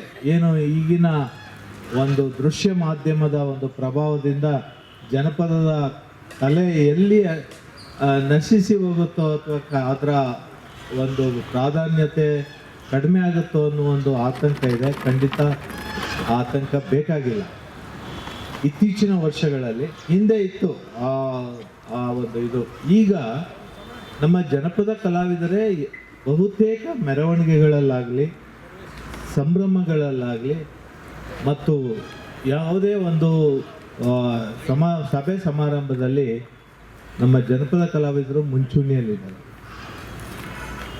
ನಮ್ಮ ಕಂಸಾಳಿಯವರಾಗ್ಬೋದು, ಅಥವಾ ಪೂಜಾ ಕುಣಿತದವರಾಗ್ಬೋದು, ಪಟ ಕುಣಿತದವರಾಗ್ಬೋದು, ವೀರಗಾಸೆಯವರಾಗ್ಬೋದು, ಈ ಎಲ್ಲ ಕಲಾವಿದರು ನಮ್ಮ ಪ್ರಮುಖ ಸಭೆ ಸಮಾರಂಭ ಮೆರವಣಿಗೆಗಳಲ್ಲಿ ಮುಂಚೂಣಿನಲ್ಲಿರುವುದನ್ನು ನೋಡಿದ್ರೆ ಖಂಡಿತ ಜನಪದ ಕಲಾವಿದರಿಗೆ ಒಂದು ಉತ್ತಮವಾದ ಭವಿಷ್ಯ ಇದೆ. ಎರಡನೇದಾಗಿ ನಮ್ಮ ಕಾಲೇಜು ವಿದ್ಯಾರ್ಥಿಗಳು, ಯುವ ಜನಾಂಗ ಜನಪದ ಕಲೆಯನ್ನು ಕಲೀಲಿಕ್ಕೆ ಭಾಳ ಆಸಕ್ತಿ ತೋರಿಸ್ತಾ ಇದ್ದಾರೆ. ನಮ್ಮ ಕಾಲೇಜುಗಳಲ್ಲಿ ವಿದ್ಯಾವಂತ ಯುವಕರು, ನಮ್ಮ ಕಾಂತರಾಜ್ ಪಟೇಲ್ ಅಂತ ಅವರು ನೋಡಿ, ಅವರು ರಂಗಭೂಮಿ ಕಲಾವಿದರು, ಅವರು ಅಂಥವರು ಈಗ ಯುವ ಜನಾಂಗದಲ್ಲಿ ಆಸಕ್ತಿನ ತೋರಿಸ್ತಾ ಇದ್ದಾರೆ. ಅದು ರಂಗಭೂಮಿಯಲ್ಲಿ ಆಗ್ಬೋದು ಅಥವಾ ಇತರೆ ಡೊಳ್ಳಾಗ್ಬೋದು. ನೀವು ಮಹಿಳೆಯರು ಆಸಕ್ತಿ ತೋರಿಸ್ತಾ ಇದ್ದಾರೆ. ಸಾಗರದಲ್ಲಿ ಒಂದು ಮಹಿಳಾ ತಂಡ ಇದೆ ಡೊಳ್ಳಿಂದು. ಮತ್ತು ಹೊಸಕೋಟೆನಲ್ಲಿ ಇತ್ತೀಚೆಗೆ ಒಂದು ತಮಟೆ ಕಲಾವಿದರ ತಂಡ ಉದ್ಭವ ಆಗಿದೆ. ಎಲ್ಲ ಮಹಿಳಾ ತಂಡ. ಈ ಥರ ಅನೇಕ ಯುವ ಜನಾಂಗ ಕಾಲೇಜಲ್ಲಿರ್ಬೋದು ಅಥವಾ ಗ್ರಾಮಾಂತರ ಪ್ರದೇಶಗಳಲ್ಲಿರ್ಬೋದು ಜಾನಪದ ಕಲೆಯನ್ನು ಕಲೀಲಿಕ್ಕೆ ಆಸಕ್ತಿ ತೋರಿ ಎಲ್ಲರೂ ಮುಂದೆ ಬಂದು ಅದನ್ನು ಕಲಿತಾ ಇದ್ದಾರೆ. ಅದರಿಂದ ಜಾನಪದಕ್ಕೆ ಅಳಿವಿಲ್ಲ. ನಮ್ಮ ಯುವ ಜನಾಂಗ ಅದನ್ನು ಈಗ ಹೆಚ್ಚು ಆಸಕ್ತಿಯಿಂದ ಕಲಿತಾ ಇರೋದ್ರಿಂದ ಮುಂದಿನ ತಲೆಮಾರಿಗೆ ನಮ್ಮ ಜಾನಪದ ಖಂಡಿತ ವರ್ಗಾವಣೆಗೊಂಡು ಅದು ಉಳ್ಕೊಂಡು ಬೆಳ್ಕೊಂಡು ಹೋಗ್ತದೆ. ಅದು ಈ ಜನಪದ ಕಲಾವಿದರು ಎಲ್ಲ ನಮ್ಮ ಸಮಾಜದ, ಸರ್ಕಾರದ ಮತ್ತು ನಮ್ಮೆಲ್ಲರ ಪ್ರೀತಿ ಗೌರವಕ್ಕೆ ಪಾತ್ರರಾದವರು ಅಂತ ಹೇಳಿ ಅವ್ರಿಗೆ ಇನ್ನೂ ಈ ಶ್ರೀ ಗುಡ್ಡಪ್ಪ ಜೋಗಿ ಅವ್ರಿಗೆ ಹೆಚ್ಚಿನ ಆಯಸ್ಸು ಆರೋಗ್ಯವನ್ನು ಕೊಡಲಿ ದೇವರು ಅಂತ ಹಾರೈಸಿ ನಾನು ಮಾತನ್ನು ಮುಗಿಸ್ತೇನೆ. ಶ್ರೀನಿವಾಸ ದಂಪತಿಗಳು, ರುದ್ರೇಶ್ ಅವರು ಸೇರಿದಂತೆ ಪ್ರತಿ ಲೋಕಸಿರಿಗೂ ಬರುವ ಅನೇಕ ಮನಸ್ಸುಗಳು ಸೇರಿದಿರಿ.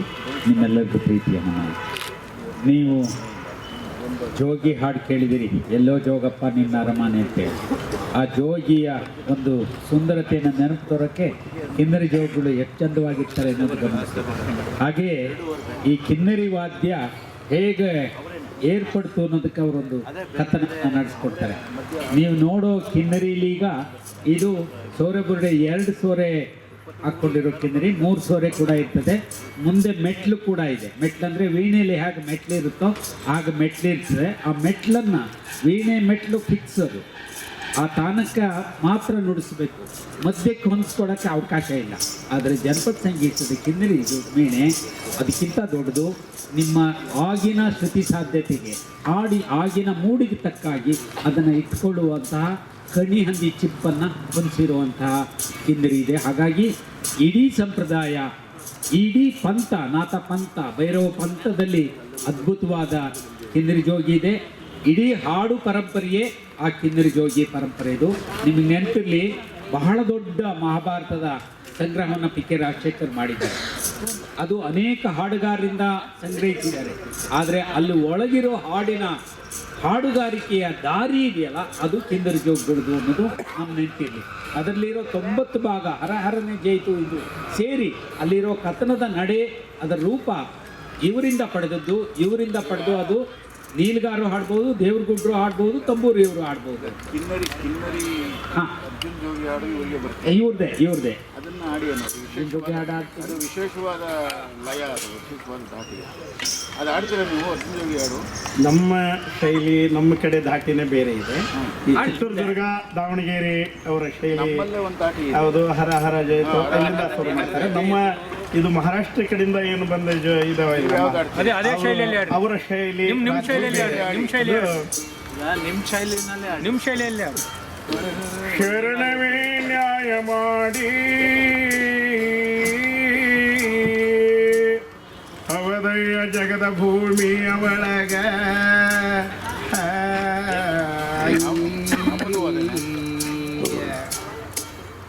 ದೇವಕಲಿ ನಗರದಾಗ ಪಾಂಡವರ ತಾಯು ಅಣ್ಣ ಮಧ್ಯೆ ಪಾಂಡವನೋ ದೇವ ಬಿಡದ ಇದು ವಾಸ ಬಂದ.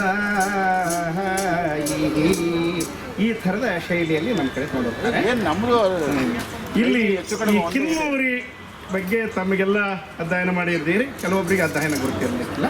ಕಿನ್ನೂರಿ ಹೇಗಾತು, ಈ ಜೋಗಿ ಕಿನ್ನೂರಿ ಯಾಕೆ ಬಂತು, ಅರ್ಜುನ ಯಾಕೆ ಜೋಗಿ ಆದ, ಇದು ಒಂದು ವಿಚಾರ ತಮ್ಮ ಮುಂದೆ ಕಲಿಕ್ ಮಾಡ್ತಾರೆ. ಅರ್ಜುನ ಯಾಕೆ ಜೋಗಿ ಆದ, ಕಿನ್ನೂರಿ ಹೇಗೆ ಬಂತು ಅನ್ನೋದು. ಪಾಂಡವರು ವನವಾಸದಲ್ಲಿ ಇರ್ತಾರೆ. ವಿರಾಟ್ ನಗರದಲ್ಲಿ ಬೇರೆ ಬೇರೆ ರೂಪದಲ್ಲಿ ಇರ್ತಾರೆ. ಅಲ್ಲಿ ವಿರಾಟ್ ನಗರದ ಗೋವುಗಳು ಇವರು ಕೌರವರು ಬಂಧಿಸ್ತಾರೆ. ಕೌರವರು ಬಂಧಿಸಿದಾಗ ಪುತ್ರ ಭೂಪ ಅವನು ಬಿಡಿಸ್ಕೊಂಡು ಬರಲಿಕ್ಕೆ ಪ್ರಯತ್ನ ಮಾಡ್ತಾನೆ. ಅವತ್ತು ಅವನಿಗೆ ಸಾರಥಿ ಯಾರೂ ಇಲ್ಲ. ಆವಾಗ ಅರ್ಜುನನೇ ಸಾರಥಿ ಆಗಬೇಕಾಗ್ತದೆ. ಅರ್ಜುನ ಸಾರಥಿ ಆಗಬೇಕಾದ್ರೆ ಆ ಮನೆಯಲ್ಲಿ ಇರ್ತಾನೆ, ಆತ ಬೇರೆ ರೂಪದಲ್ಲಿ ಇರ್ತಾನೆ. ಅವರ ತಂಗಿ ಉತ್ತರಿಗೆ ಭರತನಾಟ್ಯ ಕಲಿಸ್ಲಿಕ್ಕೆ ಇರ್ತಾನೆ. ಆವಾಗ ನಾನು ಬರ್ತೀನಿ ಅಂತ ಉತ್ತರ ಭೂಪಿಗೆ ಹೇಳ್ಕೊಂಡಾಗ ಬಿಲ್ಲು ಬಾಣ ಧನಸು ಒಂದು ಕೋಣೆಯಲ್ಲಿರ್ತವೆ. ಅಲ್ಲಿ ಧರ್ಮರಾಯ ದ್ರೌಪದಿಯವರು ನಿದ್ರಾ ಕಾಲದಲ್ಲಿ ಇರ್ತಾರೆ. ಆವಾಗ ಹೋಗಿ ಅವ್ರು ತೊಗೊಂಡ್ಬಂದು ಆ ಗೋಗಳು ಬಿಡಿಸ್ಕೊಂಡ್ಬಂದು ಅದು ಮತ್ತಲ್ಲಿ ಇಟ್ಟು ಉದಯ ಕಾಲದಲ್ಲಿ ಧರ್ಮರಾಯರಿಗೆ ಅರ್ಜುನ ಕೇಳ್ತಾರೆ, ಅಣ್ಣ ಅತ್ತಿಗೆ ಅವರು ನಿದ್ರಾಭರದಲ್ಲಿ ಇದ್ದಾಗ ತಮ್ಮ ಯಾರು ನೋಡಿದರೆ ಇದಕ್ಕೇನಾದ್ರು ದೋಷ ಇದೆಯೇ ಅಂದರೆ ತಾನು ಹೇಳ್ಕೊಳ್ಳಿಲ್ಲ. ನೋಡಿದರೆ ಏನಾದ್ರು ದೋಷ ಇದೆಯಾ ಅಂತ ತಮ್ಮ ಅರ್ಜುನ ಧರ್ಮರಾಯ ಕೇಳ್ತಾನೆ. ಹೌದಪ್ಪ ಇದೆ, 12 ವರ್ಷ ವನವಾಸಕ್ಕೆ ಹೋಗಬೇಕು, ಭೂಪ್ರದಕ್ಷಿಣೆಗೆ ಹೋಗಬೇಕು, ವನವಾಸಕ್ಕೆ ಹೋಗಬೇಕು. ಆವಾಗ 11 ವರ್ಷ ಅರ್ಜುನ ವನವಾಸ ಮಾಡ್ತಾನೆ, ಇನ್ನೂ 1 ವರ್ಷ ಬಾಕಿ ಇರ್ತದೆ. ಆ ಇರುವಂಥ 1 ವರ್ಷದಲ್ಲಿ ಆತನಿಗೆ ತನ್ನ ತಾಯಿ ಕುಂತಿದೇವಿಯನ್ನು ನೋಡುವಂಥ ಆಸೆ ಜಾಸ್ತಿ ಆಗ್ತದೆ. ದಿನಕ್ಕೂ ಜಾಸ್ತಿ ಆಗ್ತದೆ ಕುಂತಿಯನ್ನು ನೋಡಬೇಕು ಅಂಥೇಳಿ. ಒಂದು ಕಾಮಿಕಿ ವನದಲ್ಲಿ ಋಷಿಗಳು 7 ಜನ ತಪಸ್ವಿಕರಿರ್ತಾರೆ. ಅವರಿಗೆ ಅಲ್ಲಿ ಕಿನ್ನರಿ ಅನ್ನುವಂಥ ಒಂದು ದಾನವಿ ರಾಕ್ಷಸಿ ಅವರಿಗೆ ಯಾವ ತಪಸ್ಸು ಮಾಡೋಕ್ಕೆ, ಹವನ ಮಾಡಲಿಕ್ಕೆ, ಪೂಜೆ ಮಾಡಲಿಕ್ಕೆ ಬಿಡಲ್ಲ. ಪ್ರತಿನಿತ್ಯವೂ ಬಂದು ತೊಂದರೆ ಕೊಡ್ತಾ ಇರ್ತದೆ. ಅದರ ಹೆಸರು ಕಿನ್ನರಿ ಅಂತ. ಈ ಅರ್ಜುನ ಋಷಿಗಳ ಹತ್ರ ಹೋಗಿ, ಸ್ವಾಮಿ ನಮ್ಮ ತಾಯಿ ನೋಡಬೇಕು, ನಾ ತಡ್ಕೊಳಂಗಿಲ್ಲ, ನಮ್ಮ ತಾಯಿ ನೋಡಬೇಕು. ಹಾಗಿದ್ರೆ ಈ ಕಿನ್ನರಿ ಅನ್ನುವಂಥ ಆ ರಾಕ್ಷಿಯನ್ನು ಕೊಂದಾಕಯ್ಯ, ನಿನಗೆ ಬೇರೆ ದಾರಿ ತೋರಿಸ್ತೇವೆ. ಈತ ತನ್ನ ಧನುಷ್ಠವನ್ನು ಹೊಡಿತಾನೆ, ಅದು ಸತ್ತೋಗ್ತದೆ ಕಿನ್ನರಿ ಅನ್ನುವಂಥ ಧಾನ್ಯಗಳು. ಅದರ 2 ಕುಚೆಗಳಿವೆ, ಬುರುಡೆ ದೇಹದ 2 ಕುಚೆ, ಅದರ ಬೆನ್ನೆಲು ಬಿದ್ರಗಳ, ಅದರ ಕಿವಿ ಅದಕ್ಕೆ ಹಿಂಡಾಕಿಟ್ಟಿದ್ದು, ಅದರ ಮೂಗು ಇದರ ಮೆಟ್ಲು ಮಾಡಿ, ಅದರ ಹಲ್ಲು ಈಗಾಗಲೇ ಹೇಳಿದ್ರೆ ಚಿಪ್ಪಕ್ಕಿ ಹಲ್ಲು ಅಂತೇಳಿ ಅದು ವೇಣಿ ಅಂತಂತೆ ಚಿಪ್ಪಕ್ಕಿ ಹತ್ತು, ಅದರ 16 ಹಲ್ಲುಗಳನ್ನು, ಅದರ ಕೈ ಗಿಣಿ ಮಾಡಿದ್ದಾರೆ, ಅದರ ನರವನ್ನು ತೆಗೆದು ತಂತಿ ಮಾಡಿದ್ದಾರೆ. ಒಂದು ಕಿನ್ನರಿ ಅನ್ನುವಂಥ ರಾಕ್ಷಿಯಿಂದ ಈ ಕಿನ್ನರಿ ಸೃಷ್ಟಿಯಾಗ್ತದೆ.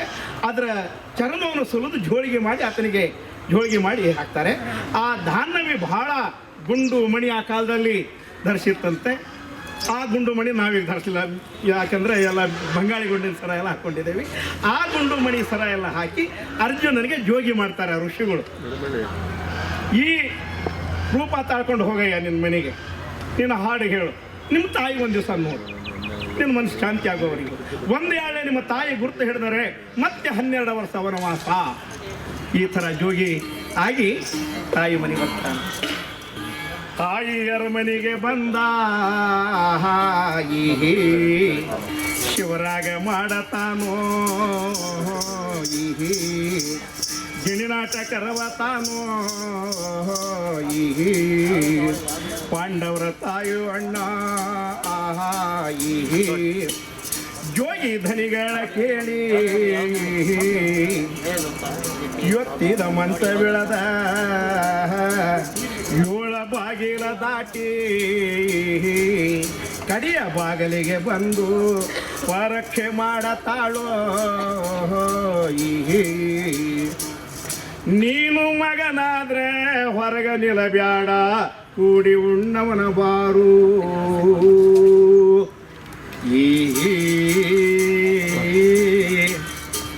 ನಾನಲ್ಲ ನಿನ್ನ ಮಗ, ಸಿರದಂಬು ಜೋಗಿ ಕಂಡ ಮಗನಂತ ಕರೆಯತೀಯ. ನಿನ್ನ ಮಗ ಅರ್ಜುನ ಲಡದಲ್ಲಿ ಶಮರಂತ, ಲಡೈಕ್ ಹೋಗ್ಯಾನ ಹೆಂಗೂ, ಭೇಟಿಯಲ್ಲಿ ಶಮರಂತ ಭೇಟಿಗೆ ಹೋಗ್ಯಾನೋ ಏನೋ, ಯುದ್ಧಕ್ಕೆ ಹೋಗ್ಯಾನೋ ಏನೋ. ನಾನೊಬ್ಬ ತಿರುದುಂಬ ಜೋಗಿ, ನನಗ್ಯಾಕಮ್ಮ ಮಗ ಅಂತೀಯ? ಹುಚ್ಚವೇ ತಾಯಿ ದುಃಖ ಮಾಡಬ್ಯಾಡ, ನಾ ನಿನ್ನ ಮಗನೂ ಅಲ್ಲ.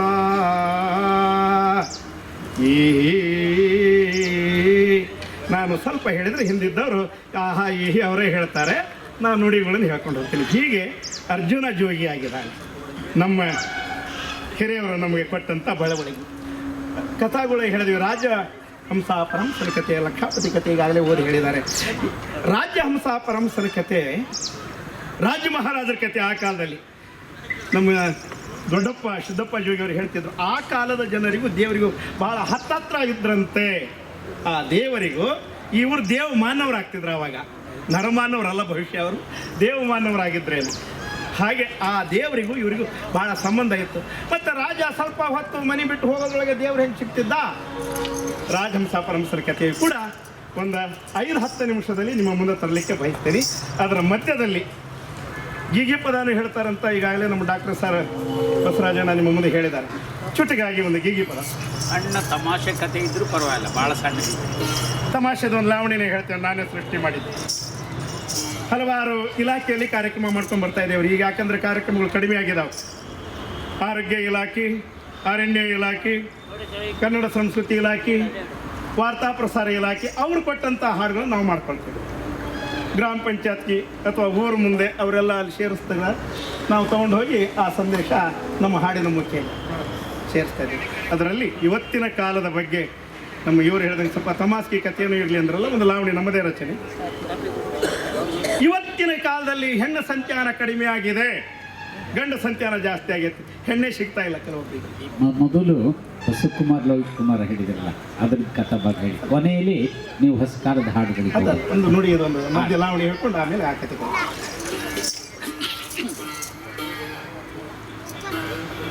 ಈಗಿನ ಕಾಲದ್ದು ಹೆಣ್ಣು ನೋಡ್ತಾರೆ, ಹುಡುಗಿ ಕೊಟ್ಟರೆ ಸಾಕಪ್ಪ, ಏನು ಬೇಡ ಹುಡುಗಿ ಕೊಟ್ಟರೆ ಸಾಕು, ಒಪ್ಪಿಗೆ ಆತು, ಕೊಡ್ತೇವಂತ ಆತು.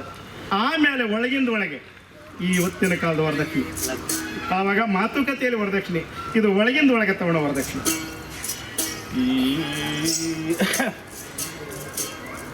ನಾವೇನು ವರದಕ್ಷಿಣೆ ಕೇಳೋರಲ್ಲ, ನೀವೇನು ಸಾಲ ಮಾಡಿ ಕೊಡಬೇಕಿಲ್ಲ.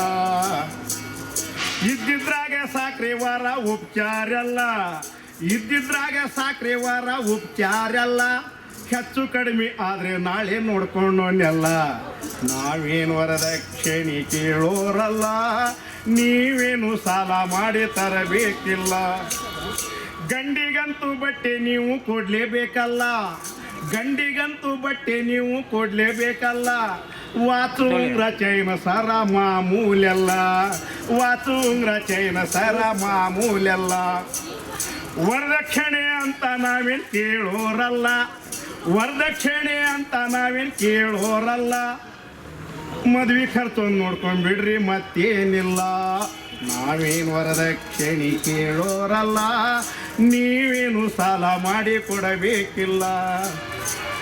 ಹಬ್ಬಕ್ಕೆ ನಿಮ್ಮ ಮಗಳಿಗೆ ಕರ್ಕೊಂಬರ್ಲೇಬೇಕಲ್ಲ. ನಿಮ್ಮ ಮಗಳಿಗೊಂದು ಬೈಕ್ ಕೊಡ್ರಿ ನಮಗೇನಲ್ಲ, ನಿಮ್ಮ ಮಗಳಿಗೊಂದು ಬೈಕ್ ಕೊಡ್ಸ್ರಿ ನಮಗೇನಲ್ಲ. ಪೆಟ್ರೋಲ್ ಅಂತ ನಾವೇನು ಕೇಳೋರಲ್ಲ, ಸಣ್ಣದೊಂದು ಪೆಟ್ರೋಲ್ ಬ್ಯಾಂಕು ಕಟ್ಸಿ ಕೊಡ್ರಿ ಕೆಲಸ ನಮಗಿಲ್ಲ. ಸಣ್ಣದೊಂದು ಪೆಟ್ರೋಲ್ ಬಂಕು ಕಟ್ಸಿ ಕೊಡ್ರಿ ಕೆಲಸ ನಮಗಿಲ್ಲ.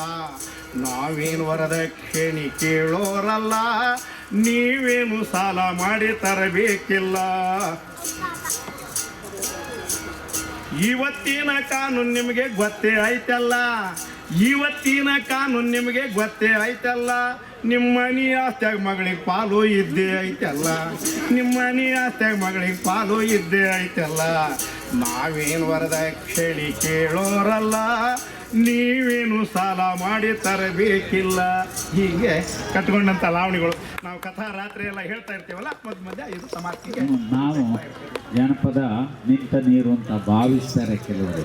ಅದು ನಿಂತ ನೀರಲ್ಲ, ಕಾಲದ ಜೊತೆಗಿರ್ತದೆ, ಕಾಲದ ಸಂದರ್ಭನ ಹೆಂಗೆ ಒಳಗೊಳ್ತದೆ, ಹೆಂಗೆ ತೂಗಿಸ್ಕೊಂಡು ಹೋಗುತ್ತೆ ಅನ್ನೋದಕ್ಕೆ ಗುಡ್ಡೋರು ಹಾಡಿದ, ಅವರೇ ಕಟ್ಟಿದ ಈ ರೂಪ.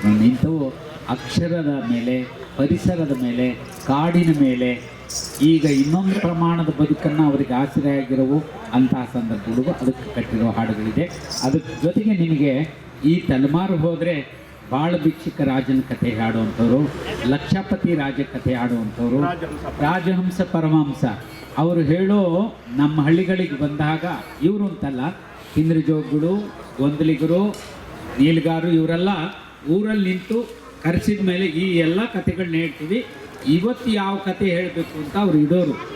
ಆ ಕ್ಷಣ ಪಬ್ಲಿಕ್ಕಲ್ಲಿ ಈ ಕತೆ ಹೇಳಿ ಅಂತ ಹೇಳಿದ್ದನ್ನು ಅವಾಗ ಕತೆ ಶುರು ಮಾಡೋದು ಅವರ ಪದ್ಧತಿ ಈ ಆಚೆ. ಹಾಗಾಗಿ ನೀವು ಇದರಲ್ಲಿ ಲಕ್ಷಪತಿ ರಾಜನ ಕತೆ ಹೆಚ್ಚು ತಲುಪಿದೆ. ಬಸವಕುಮಾರ್ ಲೋಹಿತ್ ಕುಮಾರ, ನೀವು ಯಾವ್ದಾದ್ರು ಒಂದು ಕಥೆಯ ಒಂದು 10 ನಿಮಿಷ ಭಾಗವನ್ನು ಕಟ್ಕೊಳ್ಳಿ. ಕಥಾದಲ್ಲಿ ಕಥಾನ ಗೀತೆಗಳಂತ ನಾವು ಏನು ಧಾಟಿ ತಗೊಳ್ತೇವಲ್ಲ, ಬಾರೆಯ ನನ್ನ ರಾಜ್ಯ ಹರನೆಯನ್ನ ಮಾದೇವ ಓಹೋ ಅವರು ಹಿಂದೆ ಓಹೋ ಬಾರಯ್ಯ ನನ್ನ ರಾಜ್ಯ ಅನ್ನೋದು ನಾನು ಅಷ್ಟೇ, ಹಿಂದೆ ಅವ್ರು ಹೇಳ್ತಾರೆ ಇನ್ನು ಉಳಿದವರು ಯಬಾರಯ್ಯ ನನ್ನ ರಾಜ್ಯ ಸಖ್ಯರಾಗ ಬಾದಾಜಿ ಜಿ ಜಿ. ಚಂದ್ರಾವತಿ ನಗರದಲ್ಲಿ ಚಂದ್ರಶೇಖರ್ ಮಹಾರಾಜರಿದ್ದಾರೆ. 12,000 ದಂಡು, 12,000 ಪ್ರಜೆ, ಬೀರ್ಬಲ ಮಂತ್ರಿ. ಮಹಾರಾಜ ರಾಜ್ಯದ ವೃತ್ತವನ್ನು ಮಾಡಬೇಕಾದ್ರೆ ರಾಜನಿಗೆ ಮುತ್ತ ಮಾಣಿಕ ಹವಳ ರತ್ನ ವಜ್ರ ವೈಢೂರ್ಯ ನೀಲಪೌಳ ರಾಶಿ ರಾಶಿ ಆಗಿದೆ. ಇಂಥ ಮಹಾರಾಜನ ಮಕ್ಕಳ ಸಂತಾನ ಇಲ್ಲ. ರಾಜನ ಕೈಲಿರುವಂತಹ ಪ್ರಜೆಗಳು ಮಹಾರಾಜನಿಗೆ ಬಂಜಿ ಮಹಾರಾಜ ಅಂತ ಹೇಳ್ತಾ ಇದ್ದಾರೆ. ಮಹಾರಾಜ ಇದನ್ನು ಕೇಳಿ ಬಂಜಿ ಅನ್ನೋದು ಸಹಿಸಲಾರದೆ ರಥವನ್ನು ಏರಿ ಕಾಡಾರಣ್ಯಕ್ಕೆ ಹೋಗಿ ಭಗವಂತನ ಕುರಿತು ತಪಸ್ಸನ್ನು ಮಾಡಬೇಕಾರೆ ಜಂಗಮನಾಗಿ ಬಂದಾನೈ.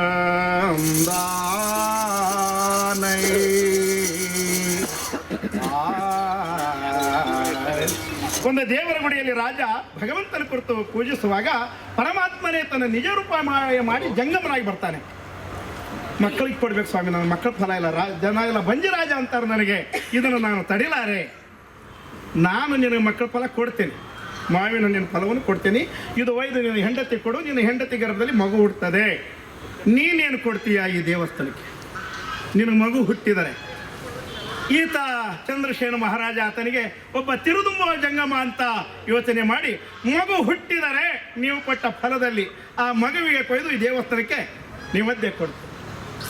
ಹಾಗಿದ್ರೆ 2 ಜನ ಮಕ್ಕಳು ಹುಟ್ಟಲಿ ಮಾವಿನ ಹಣ್ಣಲ್ಲಿ, ಒಂದು ಹುಟ್ಟಿದ್ದ ಗಳಿಗೆಯಲ್ಲಿ ಇಲ್ಲಿ ತಂದು ನೀವದ್ದೇ ಕೊಡಬೇಕು, ಒಂದು ನೀನು ಸಾಕಬೇಕು. ಈ ಹರಕೆಗೆ ನೀನು ಮರ್ತಾರೆ 20 ವರ್ಷದವರೆಗೆ ಮಕ್ಕಳು ನಿನ್ನವಾಗಿರ್ತಾವೆ. ಎಂದು 20 ತುಂಬಿತೋ 2 ಮಕ್ಕಳು ದಕ್ಕದೆ ಹೋಗ್ತಾವೆ, ಹರಕೆಗೆ ತಪ್ಪಿದ್ದಾರೆ. ಹಾಗೆ ಆತು, ಮಕ್ಕಳು ಹುಟ್ಟಿದ್ರು. ಇದರಲ್ಲಿ ಕಥೆಯಲ್ಲಿ ಬಹಳಷ್ಟು ತೊಳ್ತೇವೆ ನಾವು. 4 ಜನ ಇರೋದಕ್ಕೆ ತೊಟ್ಲಿಗೆ ಹಾಕೋ ಶಾಸ್ತ್ರ ಮಾಡ್ತೇವೆ. 4 ಜನ ಮುತ್ತೈದು ಹೆಣ್ಮಕ್ಳು ಆಗ್ತೇವೆ. ಒಬ್ಬೊಬ್ಬರು ಒಂದೊಂದು ಜಾತಿಯರು, ಅವ್ರ ಗಂಡನ ಹೆಸರು ಹೇಳೋದು, ಅದಕ್ಕೆ ಒಡಕು ಹೇಳೋದು. ಇಲ್ಲೇ 1-1.5 ಗಂಟೆ ಕಾಲ ಆಗೋಗುತ್ತೆ ಆ ಮಗನಿಗೆ ಹೆಸರು ಇಡೋದ್ರೊಳಗೆ. ಈಗ ನಾನು ಅಷ್ಟು ಹೇಳಕ್ಕೆ ನಂಗೆ ಟೈಮ್ ಕೊಟ್ಟಿಲ್ಲ. ರಾಜ್ಯ ಹಂಸ ಪರಹಂಸ ಅಂತ ಆ ಹುಟ್ಟಿದ ಮಕ್ಕಳಿಗೆ ಹೆಸರು ಇಡ್ತಾ ಇದ್ದಾರೆ. 20 ವರ್ಷ ಮರ್ತು ಹೋಗ್ಬಿಡ್ತು ಮಹಾರಾಜ. ಇದನ್ನು ಏನು ಗಮನಿಸಲೇ ಇಲ್ಲ. ಹರಕೆಗೆ ಮರ್ತು ಹೋಗಿಬಿಟ್ಟ ಮಹಾರಾಜ. ಒಯ್ದು ದೇವ್ರ ಹರಕೆ ತೀರಿಸಲಿಲ್ಲ. ಮಕ್ಕಳು ವಿದ್ಯಾವಂತರಾದರು.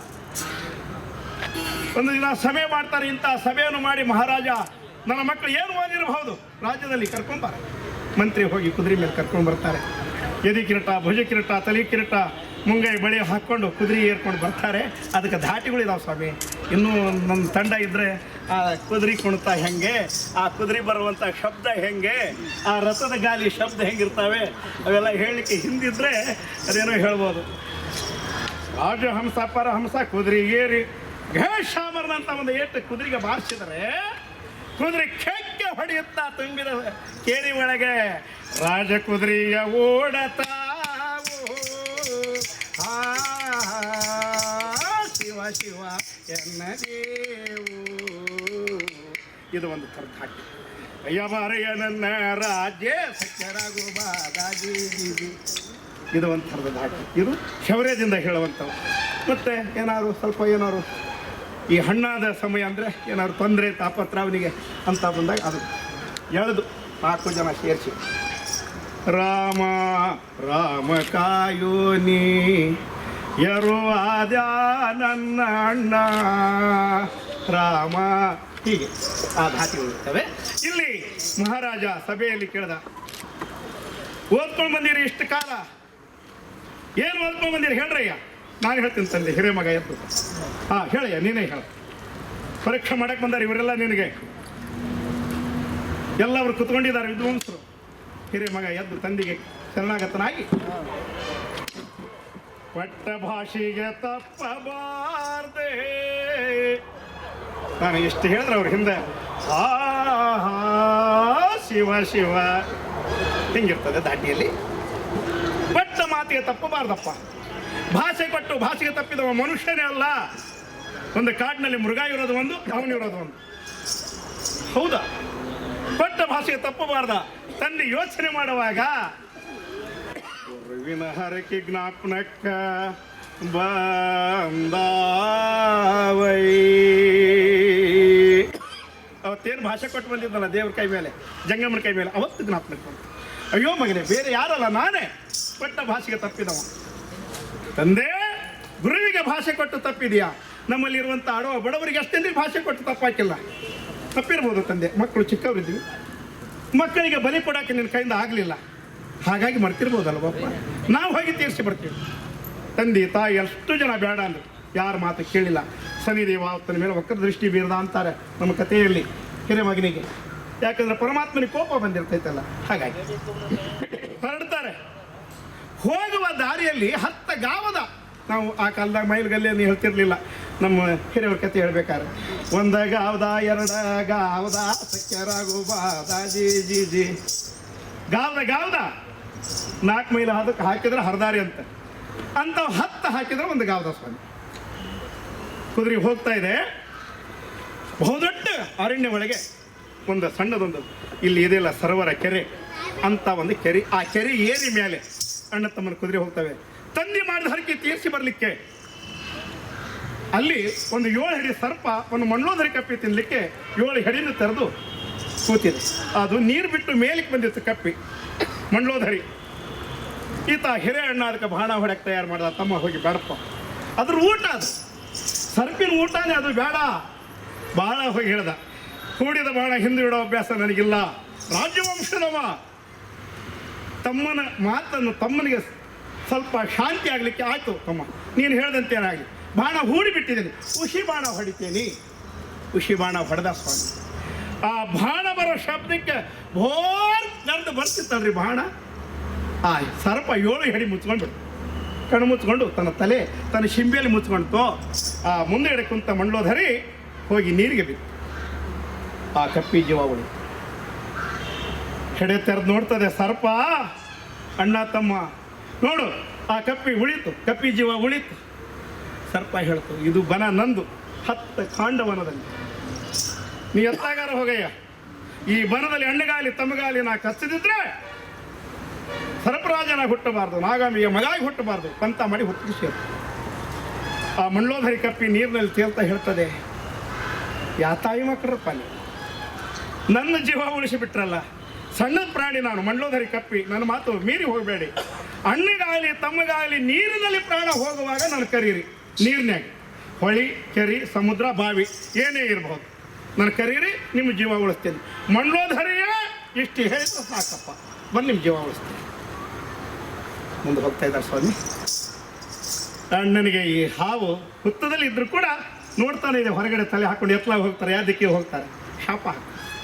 ನನ್ನನ್ನು ಉಪವಾಸ ಮಾಡಿ ಹೋಗ್ತಾ ಇದ್ದಾರೆ. ಇದು ಎಲ್ಲ ಧಾಟಿಯಲ್ಲಿ ಹೇಳಿದ್ರೆ ಚೆನ್ನಾಗಿರ್ತದೆ ಸ್ವಾಮಿ.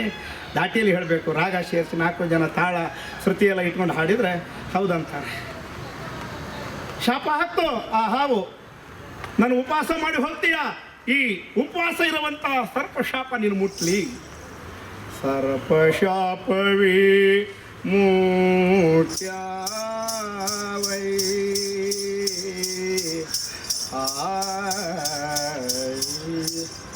ನಾದ 1 ಮನಿನೋ 2 ಮನಿನೋ 3 ಮನಿ ಕಟ್ಕೊಂಡಿರ್ತಾರೆ ಸೇರಿ. ಅಲ್ಲಿ ಮುಂದೆ ಒಂದು ಗಾವದಾಗ ಹೋದರು. ಅಣ್ಣನಿಗೆ ಸರ್ಪ ಶಾಪದಿಂದ ತಲೆ ಸುತ್ತಿತು, ಚಳಿ ಜ್ವರ ಬಂತು. ನೀರು ಕೇಳ್ದ, ತಮ್ಮ ನಾ ನೀರು ಕುಡಿಬೇಕು. ಇಲ್ಲೇ ಇರಪ್ಪ, ಮಲಗಬೇಡ, ಎಚ್ಚರವಾಗಿರು ತಮ್ಮ. ನೀರಿಗೆ ಹೋದ. ಆ ಸರ್ಪಿನ ಬನಾನೆ ದಾಟಿ ಹೋಗ್ಬಿಟ್ಟ ನೀರು ಹುಡುಕ್ತಾ ಆತ. ಆ ಸರ್ಪಿನ ಬನದಲ್ಲಿ ಮಲಗಿದ. ಆ ಪಂತ ಮಾಡಿದ ಸರ್ಪ ಬಂದು ತಲೆಗೆ ತೀರ್ಕೊಂಡು ಹೋಗ್ತಾನೆ. ತಮ್ಮ ನೀರು ತಂದ ಮೇಲೆ ನೋಡಿ ಎಷ್ಟೆಷ್ಟು ವರ್ಣನೆ ಮಾಡಿದ್ದಾರೆ. ಆತ ನೀರು ತಂದು ನಮ್ಮಣ್ಣ ಅವ ಸಾಯ್ಬೇಕಾದ್ರೆ ಆ ಮರಕ್ಕೆ ಇದಕ್ಕೆ ಬೆನ್ನು ಕೊಟ್ಟು ಸತ್ತಿರ್ತಾನೆ. ನಮ್ಮಣ್ಣ ನಾನು ಬರೋ ತಡವಾಗಿ ನನ್ನ ಮೇಲಿನ ಸಿಟ್ಟಿಗಾಗಿ ಮಲಗಿದಾನಂತ ಈತ ನೀರು ತಂದಂಥ ಏನು ಒಂದು ಎಲೆ ಗೊತ್ತೇಳಿ ತರ್ತಾನೆ. ಆ ಎಲೆಯ ದೊನ್ನೆ ಆತನ ಬಾಯಿಗೆ ಹಚ್ಚಬೇಕಾದ್ರೆ ಒಂದು ಕಾಗಿಗೆ ನೀರು ಸಿಕ್ಕಿದ್ದಿಲ್ಲ ಅಂತ ವಾಯ್ಸ್. ಆ ಕಾಗಿಗೆ ರಕ್ಕುಳ್ಳ ಪಕ್ಷಿ ನನಗೆ ನೀರು ಸಿಕ್ಕಿಲ್ಲ, ಇವನು ಕುಡಿತಾ ಇಲ್ಲ, ಸತ್ತಣಿ ನೀರು ಕುಡಿಸ್ತಾನಲ್ಲ, ಬಂದು ಅದು ಕುಡಿಯೋಕೆ ಬಂದು ಇವ್ನು ಕೈ ಬೆಳ್ಕೊಳ್ತೈತೆ.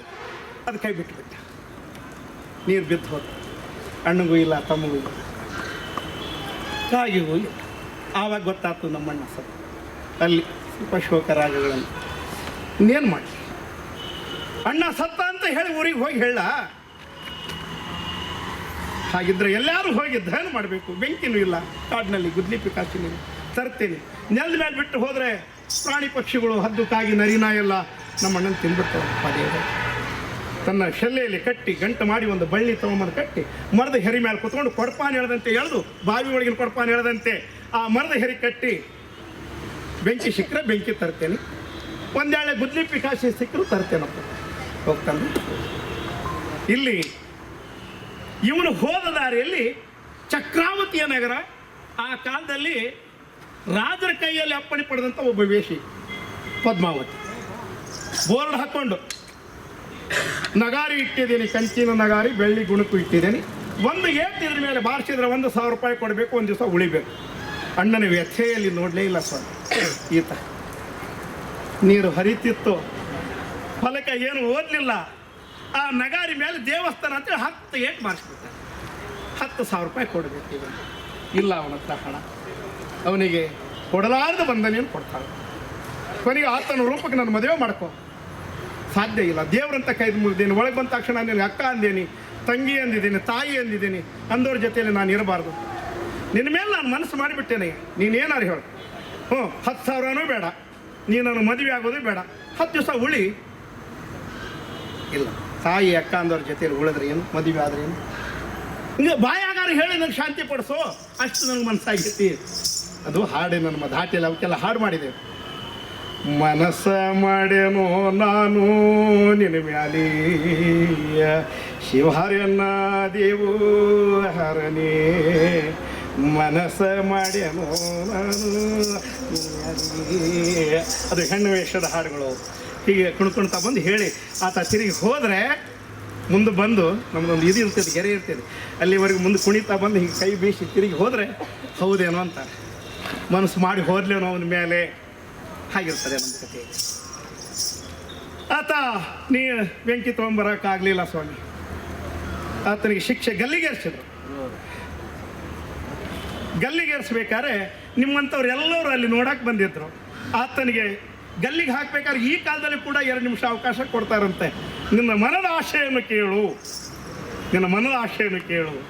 ಹೇಳ್ತಾನೆ, ಏನು ಮನದ ಆಶೆ ಇಲ್ರಪ್ಪ, ಇಷ್ಟು ಜನ ಸೇರಿದ್ದೀರಿ, ಬರವ ದಾರಿಯಲ್ಲಿ ತಂದಿ ಮಾಡಿದ ಹರಕೆ ತೀರ್ಸಕ್ಕೆ ಬಂದಿದ್ವಿ, ಅಣ್ಣ ಹಾವು ಕಚ್ಚಿ ಸತ್ತೋದ, ಬೆಂಕಿಗೆ ಬಂದಿದ್ದೆ, ದೇವಸ್ಥಾನ ಅಂತೇಳಿ ನಗಾರಿ ಹೊಡೆದಿದ್ದಕ್ಕೆ ನಿಮ್ಮೂರು ವೇಷಿ ನನಗೆ ಈ ಥರ ಮಾಡಿದ್ದಾಳೆ. ನಮ್ಮ ಊರ ಕಡೆಯವ್ರು ಯಾರು ನೆಂಟರು ಬೀಗರು ಅಥವಾ ಯಾರು ವ್ಯವಹಾರ ಉದ್ಯಮಿಗೆ ಹೋದರೆ ನಿಮ್ಮ ಹಿರಿಯ ಮಗ ಹಾವು ಕಚ್ಚಿ ಸತ್ತ, ನಿಮ್ಮ ಸಣ್ಣ ಮಗನಿಗೆ ಗಲ್ಲಿಗೆ ಹಾಕಿದ್ರಂತ ಹೇಳಿದ್ರೆ ಸಾಕು. ಇದು ನನ್ನ ಮನದ ಆಸೆ.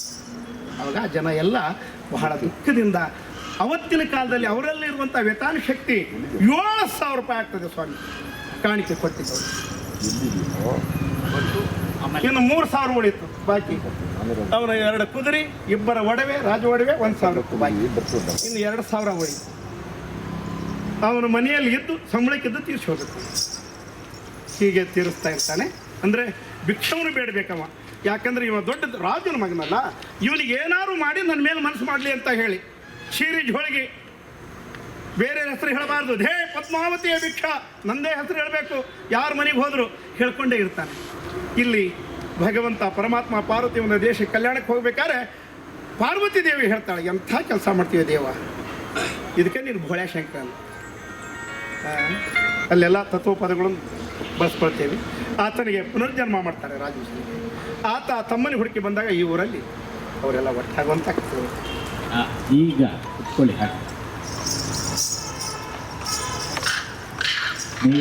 ನೀವೀಗ ಅವರ ಕಥನ ಶೈಲಿಯ ಹಾಡುಗಾರರೀಗ ಕಡಿಮೆ ಇದ್ದಾರೆ. ಸತೀಶೀಲಾವತಿ ಸದಾರಮೆ ನೋಡ್ತೀರಲ್ಲ, ಆ ಕಥನವನ್ನೇ ಪೂರ್ತಿ ಓದುವಂಥ ಸತೀಶೀಲಾವತಿ ಕಥೆ ಸೇರಿ ಪ್ರದರ್ಶನ ಮಾಡ್ತಾರೆ. ಅವರು ಇದಾದಮೇಲೆ ಹೊಸ ಕಾಲದ 1-2 ಹಾಡ್ತಾರೆ, ಒಂದು ತಮಾಷೆ ಹಾಡ್ತಾರೆ. ಅದ್ರ ಜೊತೆಗೆ ಅವರ ಬಾಳು ಬದುಕು ಮತ್ತು ಹೇಗಿತ್ತು ಅನ್ನೋದು ಕೂಡ ಕುರಿತು ನಿಮ್ಮ ಜೊತೆಗೊಂದಿಗೆ ಸಂವಾದ ಆಗಬೇಕು. ನೀವೀಗ ಗುಡ್ಡಪ್ಪ ಜೋಗಿಯರೇ, ನಿಮ್ಮ ತಂದೆ ಕಾಲದಿಂದ ನೀವು ಇದನ್ನು ಹಾಡ್ತಾ ನೀವು ಹೇಗೆ ಇದರಲ್ಲಿ ಜಮೀನು ಮನೆ ಎಲ್ಲ ಎಷ್ಟಿದೆ? 1 ಎಕರೆ. 1 ಎಕರೆ. ಏನೇನು ಬೆಳಿತೀರಿ? ನಮ್ಮ ಸಾಗರ ತಾಲೂಕಿನಲ್ಲಿ ಸ್ವಲ್ಪ ಭತ್ತ, ಕಬ್ಬು ಇದು ಬೆಳಿತೇವೆ. ಸ್ವಲ್ಪ ಒಂದೊಂದು ಗದ್ದೆ 1 ಕ್ವಿಂಟಲ್ 2 ಕ್ವಿಂಟಲ್ ಈಗ ಶುಂಠಿ ಬೆಳೆಯೋದು ಮಾಡಿದಾವೆ ನಮ್ಮ ಕಡೆಗೆ. ಶುಂಠಿ ಬೆಳೆ. ಮಕ್ಕಳು ಮರಿ ಎಲ್ಲ 2 ಜನ ಗಂಡು ಮಕ್ಕಳಿದ್ದಾರೆ. ಒಬ್ಬ ಮಗ ಸ್ವಲ್ಪ ರೈತ ಇದನ್ನೆಲ್ಲ ಮಾಡ್ಕೊಂಡು ನನ್ನ ಜೊತೆ ಹಾಡು ಹೇಳಕ್ಕೆ ಬರ್ತಾನೆ. ಒಬ್ಬ ಮಗ ಅದು ಇದು ಸಣ್ಣ ಪುಟ್ಟ ಕಾಂಟ್ರಾಕ್ಟ್ ಮಾಡ್ಕೊಂಡಿದ್ದಾನೆ. ಈಗ ನೀವು ಈಗಾಗಲೇ ಎಷ್ಟು ವರ್ಷದಿಂದ ಹಾಡ್ತಾ ಇದ್ದೀರಿ?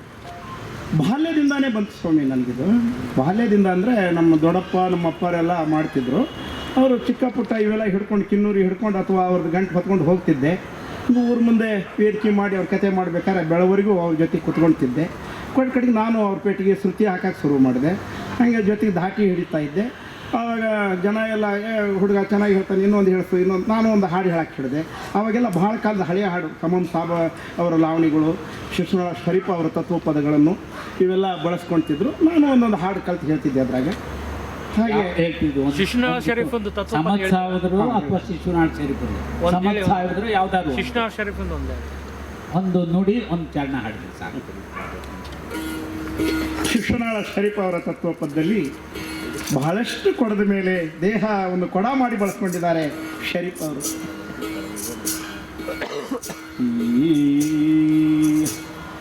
ಎಂತ ಭಕ್ತಿವಂತಳಕಿ ಕುಂಬಾರಕಿ, ಬ್ರಹ್ಮಾಂಡವೆಲ್ಲ ತುಂಬಿಕೊಂಡಿರುವ ಕುಂಬಾರಕಿ.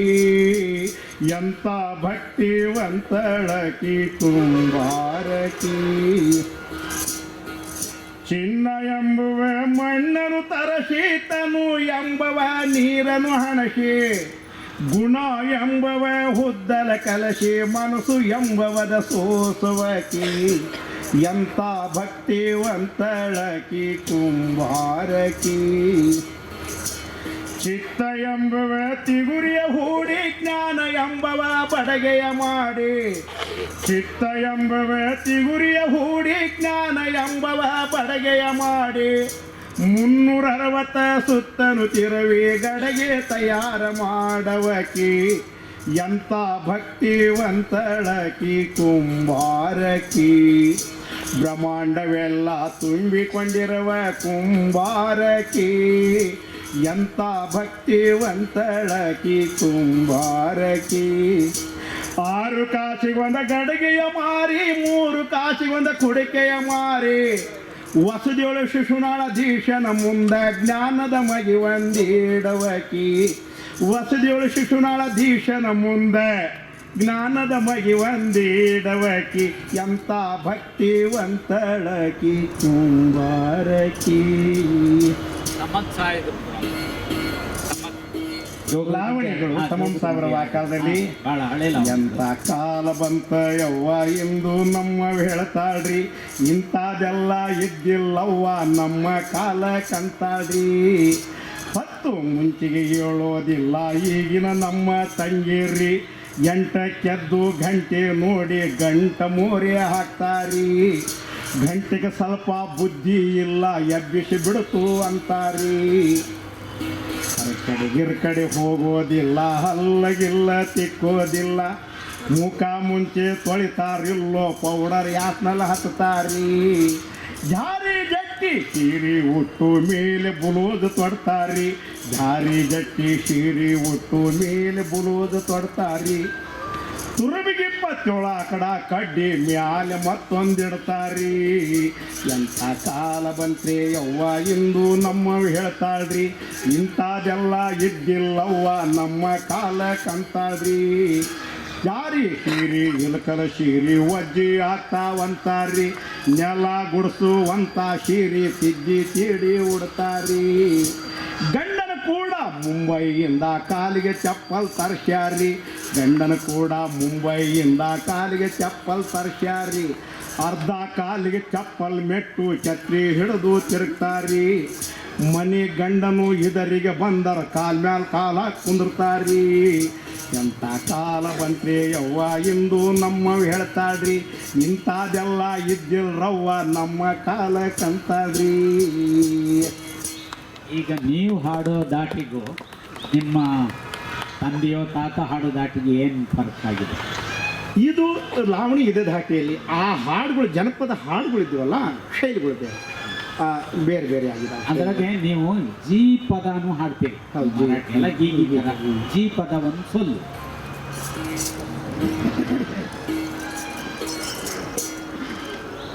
ಹಳೆಯ ಶೈಲಿಗಳು ಇತ್ತೀಚಿನ ದಿನದಲ್ಲಿ ನೋಡ್ರಿ 10 ವರ್ಷಕ್ಕೆ ಜನಪದ ಹಾಡುಗಳು ಲಾವಣಿಗಳು ಈ ಬೇರೆ ಬೇರೆ ಈ ಮಾಧ್ಯಮ ಬಂದ ಮೇಲೆ ಎಷ್ಟು ಬೇಗ ಬೇಗ ಬದಲಾವಣೆ ಆದವು.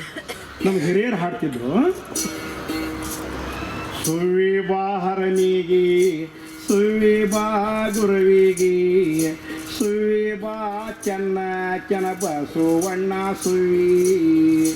ಭೂಮಿ ಹುಟ್ಟುತ್ತ ಮೊದಲೇ ಗೋಲುಕ ಬೆಳೆಯುತ್ತ ಮೊದಲೇ ನೀನೇ ಹುಟ್ಟಿದ್ದೇನೋ ಚನ್ನಬಸವಣ್ಣ ಸುವಿ. ಎಲ್ಲ ದೇವರಿಗೆ ನಂಬಿ ಕಲ್ಲಾದೆ ಮಷಿನಾಗಿ ರುದ್ಧರ ಶಿವಕಂತಿ ಚನ್ನಬಸವಣ್ಣ ಸುವಿ. ರುದ್ಧರ ಶಿವಕಂತಿ ಬಸವಣ್ಣನ ನಂಬಿದರ ಜಗ್ಗಿ ಕಲರಾಮಯ್ಯನ ನೀ ದಯ ಮಾಡೋ ಸುವಿ. ಅಜ್ಜೇರಿಲ್ಲದ ಮಣಿ ಮಜ್ಜಿಗಿಲ್ಲದ ಊಟ ಸಜ್ಜನರಿಲ್ಲದ ಸವ ಶಿವ ಪೂಜೆ ಸುವಿ. ಹಿರಿಯರಿಲ್ಲದ ಮಣಿ ಗುರುವು ಇಲ್ಲದ ಮಠ ದೇವರ ಇಲ್ಲದಂಥ ಸವಿಗೂಡಿ ಎಲ್ಲ ಸುವಿ. ಈ ಥರ ಸುವಿ ತನ್ನೊಂದು ತಂದು ನಾನು ಈ ಥರದ ಧಾಟಿಗಳಿದ್ದು. ಈಗ ಯಾವ್ದು ಹಾಡನ್ನು ಇಷ್ಟಪಡ್ತಾರೆ? ಎಲ್ಲ ಕಾಲೇಜಿಗೆ ಹೋದ್ರು, ಹಳ್ಳಿಗೆ ಹೋದ್ರು, ಯಾವ ಹಾಡನ್ನು ಜಾಸ್ತಿ ಇಷ್ಟಪಡ್ತಾರೆ? ನಿಮ್ಮ ಹೆಚ್ಚಿನ ದಿನದಲ್ಲಿ ಸ್ವಲ್ಪ ಈ ಲಾವಣಿಗಳು ಈ ಪದಗಳು ಇಂಥವೆಲ್ಲ ನೋಡ್ತಾರೆ. ನಾನು ಒಂದು 10 ವರ್ಷದ ಹಿಂದೆ ಸ್ವಲ್ಪ ಕಡಿಮೆ ಆಗಿತ್ತು ನಮ್ಮ ಜನಪದ. ಈ ಮಾಧ್ಯಮದ ಕಡೆಗೆ ಜಾಸ್ತಿ ಇತ್ತು. ಈಗ ನೋಡಿ ನೀವು ಮಾಧ್ಯಮದವ್ರು ನೀವು ಧಾರಾವಾಹಿ ಎಲ್ಲ ನೋಡ್ತಾ ಇರಬೇಕು, ಅಕ್ಕಂಗೆಲ್ಲ ನೀವು ನಿಮ್ಮ ಮನೆಯಾಗೆ. ಈಗ ಅದಕ್ಕೆ ಕಡಿಮೆ ಮಾಡಿ ಕನ್ನಡದಕ್ಕೆ ಹೋಗಿಯೇ ಜನಪದ ಬರ್ತದೆ, ಅದಕ್ಕೆ ಜಾಸ್ತಿ ನೋಡ್ತಾರೆ ಜನ. ಈಗ ನಾವು ಹಾಗೆ ಈಗ ಬೆಂಗಳೂರಿನಲ್ಲಿ ರವೀಂದ್ರ ಕಲಾಕ್ಷೇತ್ರದಲ್ಲಿ ಆವಾಗ ನೀಡ್ತಾ ಇದ್ದೇನೆ. ಮಹಾಲಕ್ಷ್ಮಿ ಟೆಂಪಲ್ನಲ್ಲಿ ಹಲವಾರು ಕಾರ್ಯಕ್ರಮ, ಒಂದು 100 ಕಾರ್ಯಕ್ರಮ ಬೆಂಗಳೂರಿನಲ್ಲೇ ಕೊಟ್ಟಿದ್ದೇವೆ ನಾವು. ಎಷ್ಟು ಜನ ನಿಂತ್ಕೊಂಡು ಕಾರ್ಯಕ್ರಮ ಕೇಳ್ತಾರೆ, ಮುಗಿದ್ರು ಇನ್ನೊಂದು ಹೇಳ್ತೀರಂತ ಚೀಟಿ ಬರೀತಾರೆ. ಹಾಗೆ ಈ ಹಿಂದೆ ಒಂದು 10 ವರ್ಷದ ಹಿಂದೆ ಅದೇನು ಹೊಸದಾಗಿ ಬಂದಿದ್ದಕ್ಕೋ ಏನು, ಒಂದು ಅಮ್ಮಾರು ಮನೆ ಬಿಟ್ಟು ನಮ್ಮ ಹಾಡು ಕೇಳೋಕೆ ಹಳ್ಳಿ ಕಡೆ ಬರ್ತಿರ್ಲಿಲ್ಲ. ಇನ್ನು ಸ್ವಲ್ಪ ಐತಡಿ, ಇನ್ನೊಂದು ಸ್ವಲ್ಪ ಐತಡಿ ಅನ್ನೋ. ಈಗ ಸ್ವಲ್ಪ ಗಿಲ್ಪ ಕೇಳೋಲ್ಲ, ಬಾಗಿಲು ಹಾಕೇ ಬರ್ತಾರೆ. ಕಥೆಯಲ್ಲಿ ಕುತ್ಕೊಂಡು ಕೇಳುವಂಥ ಮಟ್ಟಕ್ಕೆ ನಮ್ಮ ಜನಪದ ಕಡೆಗೆ ಜಾಸ್ತಿಯಾಗಿ ಒಲವು ತೋರ್ತಿದ್ದಾರೆ ಅಂತ ಹೇಳಿ ಈಗ ಅಷ್ಟು ಸಂತೋಷ ಆಗ್ತದೆ. ಈಗ ಒಂದು ವಾರದಾಗೆ ಇನ್ನೊಂದು ವಾರ ಆಗಿಲ್ಲ, 6 ದಿವಸ ಆಯ್ತು. ನಮ್ಮ ಕಾರವಾರ ಜಿಲ್ಲೆಗೆ ಬರ್ತದೆ, ಸಿದ್ದಾಪುರ ತಾಲೂಕಿದೆ. ಅಲ್ಲಿ ಮೊನ್ನೆ ಒಂದು ಕಾರ್ತಿಕ ಮಾಡಿದ್ರು, ವೀರಭದ್ರ ಸ್ವಾಮಿ ಕಾರ್ತಿಕ. ಅವತ್ತೇ ಬಹಳ ಚಳಿ. ಅವತ್ತು 2ನೇ ತಾರೀಕು ಅದು ಬಹಳ ಚಳಿ ಅಂದ್ರೆ ಅವತ್ತು ಬಹಳ ಚಳಿ ಆಗೈತೆ ನಮ್ಮ ಕಡೆಗೆ. ಹೊಸ ವರ್ಷ ಬಂದಿದ್ದಕ್ಕೋ ಏನೋ ಅಂತ ಕೊರೆಯುವಂಥ ಚಳಿಹಳ್ಳಿಯಲ್ಲಿ ಸುಮಾರು ಒಂದು 600-700 ಜನ 9:30ರಿಂದ 3 ಗಂಟೆವರೆಗೂ ಕೂತ್ಕೊಂಡಿದ್ದಾರೆ. ನಾನೇ ಮುಗಿಸ್ದೆ, 3 ಗಂಟೆ ಮುಗಿಸ್ಬಿಟ್ಟೆ, ಆ ಚಳಿ ತಡಿಲಾರ್ದ. ಹಾಗೆ ಅಷ್ಟೊತ್ತಿನವ್ರು ಕೂತ್ಕೊಂಡು ಇವತ್ತಿನ ಕಾಲದ ಯುವಕರು ಯುವತಿಯವರು ಆ ತಾಯಿಂದ್ರೆಲ್ಲ ನನ್ನ ಕತೆ ಕೇಳ್ತಾರೆ. ಆ ಕಥೆಯಲ್ಲಿ ಬರುವಂಥ ಸಾರಾಂಶನಾಗಿರ್ತದೆ. ಸತೀಶ್ ಶಿಲಾವತಿ ಕತೆ ತೊಗೊಂಡಿದ್ದೆ. ಆ ಕಥೆ ಕೇಳ್ತಾ ಹೋದಂಗೆ ಮುಂದೆ ಏನಾಗ್ತದೆ ಇದನ್ನು ಹಾಗೆ ಆ ರಾಜನ ಸಪ್ಪರಂಥ ಗಂಡು ಮಕ್ಕಳಿಗೆ ಮುಂದೆ ಏನಾಗ್ತದೆ, ಅವಾಗ ನೀರಿಗೆ ಬಿದ್ದನ ಅವನು ಕಪ್ಪಿ ಬಂದು ಉಳಿಸ್ತಾ, ಇವೆಲ್ಲ ಕೇಳ್ತಾರೆ. ಇದು ನೀವು ಯಾರಾದರೂ ಅವ್ರ ಮೇಲೆ ಕೇಳ್ಬೋದಾದ ಅಭಿಪ್ರಾಯ, ಪ್ರಶ್ನೆ, ಸಂವಾದವನ್ನು ಮುಂದುವರಿಸಬೇಕು ಅಂತ ಕೇಳ್ತೀವಿ. ಇನ್ನು ಮುಂದೆ ನಿಮ್ಮ ಹಿಂದೆ ಮಕ್ಕಳು ಮೊಮ್ಮಕ್ಕಳು ಕಲಾವಿದರು ಬರ್ತಾರ? ಇನ್ನು ಮುಂದೆ ಮಕ್ಕಳಿಗೆಲ್ಲ ಕಲಿಸಿದ್ದೇವೆ. 90 ಭಾಗ ಕಡಿಮೆ.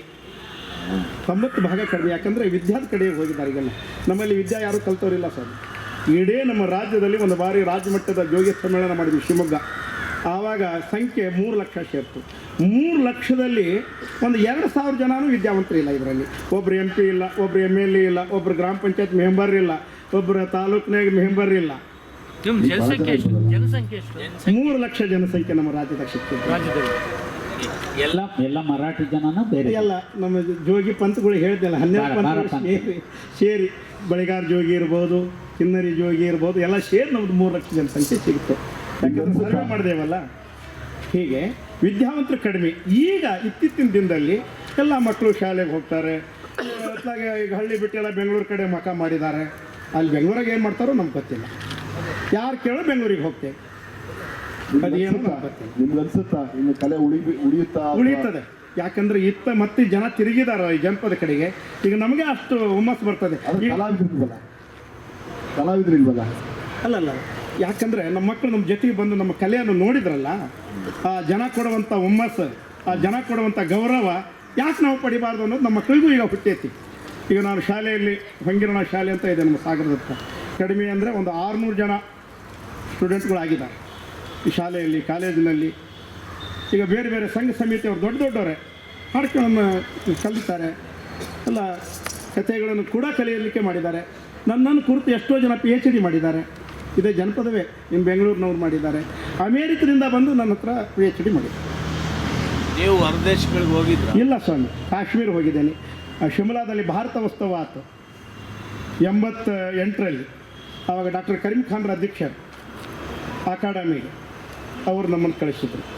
ಆಮೇಲೆ ಗೋರಖ್ಪುರದವರೆಗೂ ಹೋಗಿದ್ದೇನೆ, ಅಲ್ಲಿ ಕಾರ್ಯಕ್ರಮ ಕೊಟ್ಟಿದ್ದೇನೆ. ಗೋರಖ್ಪುರದಲ್ಲಿ, ಲಕ್ನೋದಲ್ಲಿ ಕಾರ್ಯಕ್ರಮ, ದೆಹಲಿಯಲ್ಲಿ ಕಾರ್ಯಕ್ರಮ, ಹೀಗೆಲ್ಲ ಮಾಡಿದ್ದೇನೆ. ಹೊರದೇಶಕ್ಕೆ ಹೋಗಿಲ್ಲ.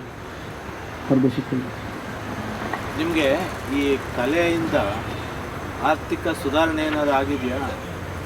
ಸುಧಾರಣೆ ಮೊದಲೇ ಏನಾಗಿತ್ತು ಅಂದರೆ ನಮ್ಮವ್ರು ಕೊಟ್ಟಷ್ಟಕ್ಕೆ ಮಾಡಿಬಿಟ್ರು, ಸಂಭಾವನೆ ಮಾತಾಡ್ಕೊಳ್ತಿರ್ಲಿಲ್ಲ.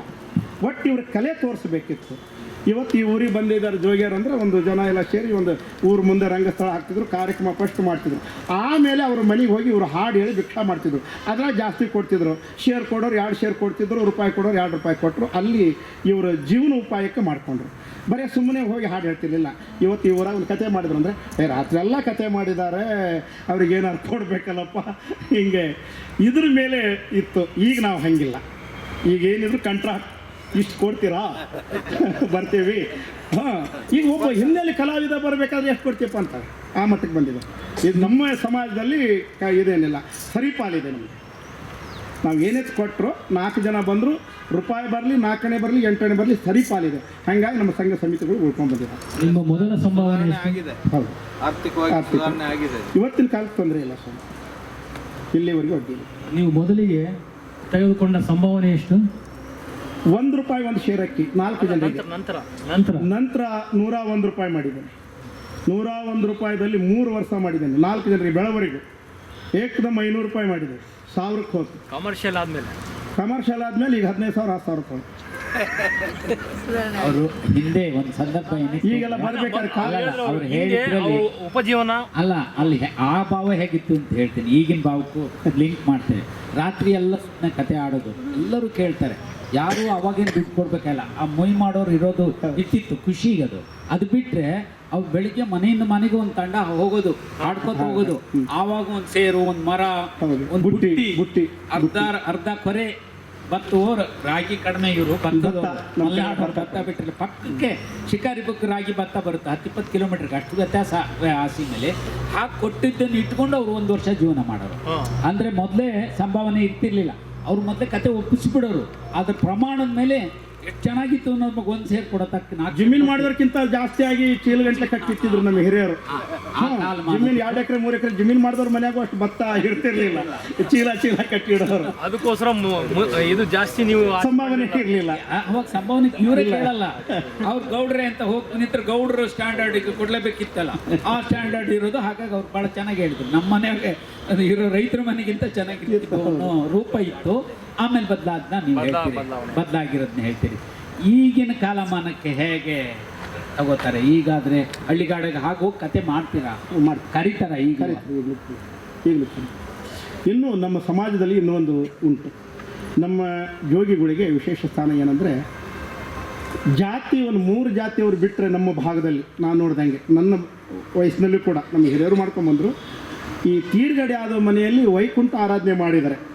ಅಂದರೆ ದಿನದ ಕಾರ್ಯಕ್ರಮ ಮಾಡ್ತಾರಲ್ಲ, ಸತ್ತವ್ರದ್ದು ಅವ್ರದ್ದು ಒಂದು ಊಟ ತಿಥಿ ಎಲ್ಲ ಇರ್ತೈತಲ್ಲ, ಅವತ್ತು ರಾತ್ರಿವರೆಗೂ ಕತೆ ಮಾಡಿಸ್ತಾರೆ, ಬೆಳವರೆಗೂ ಅವರು ಕೂಡ ಕತೆ ಮಾಡಿಸ್ತಾರೆ.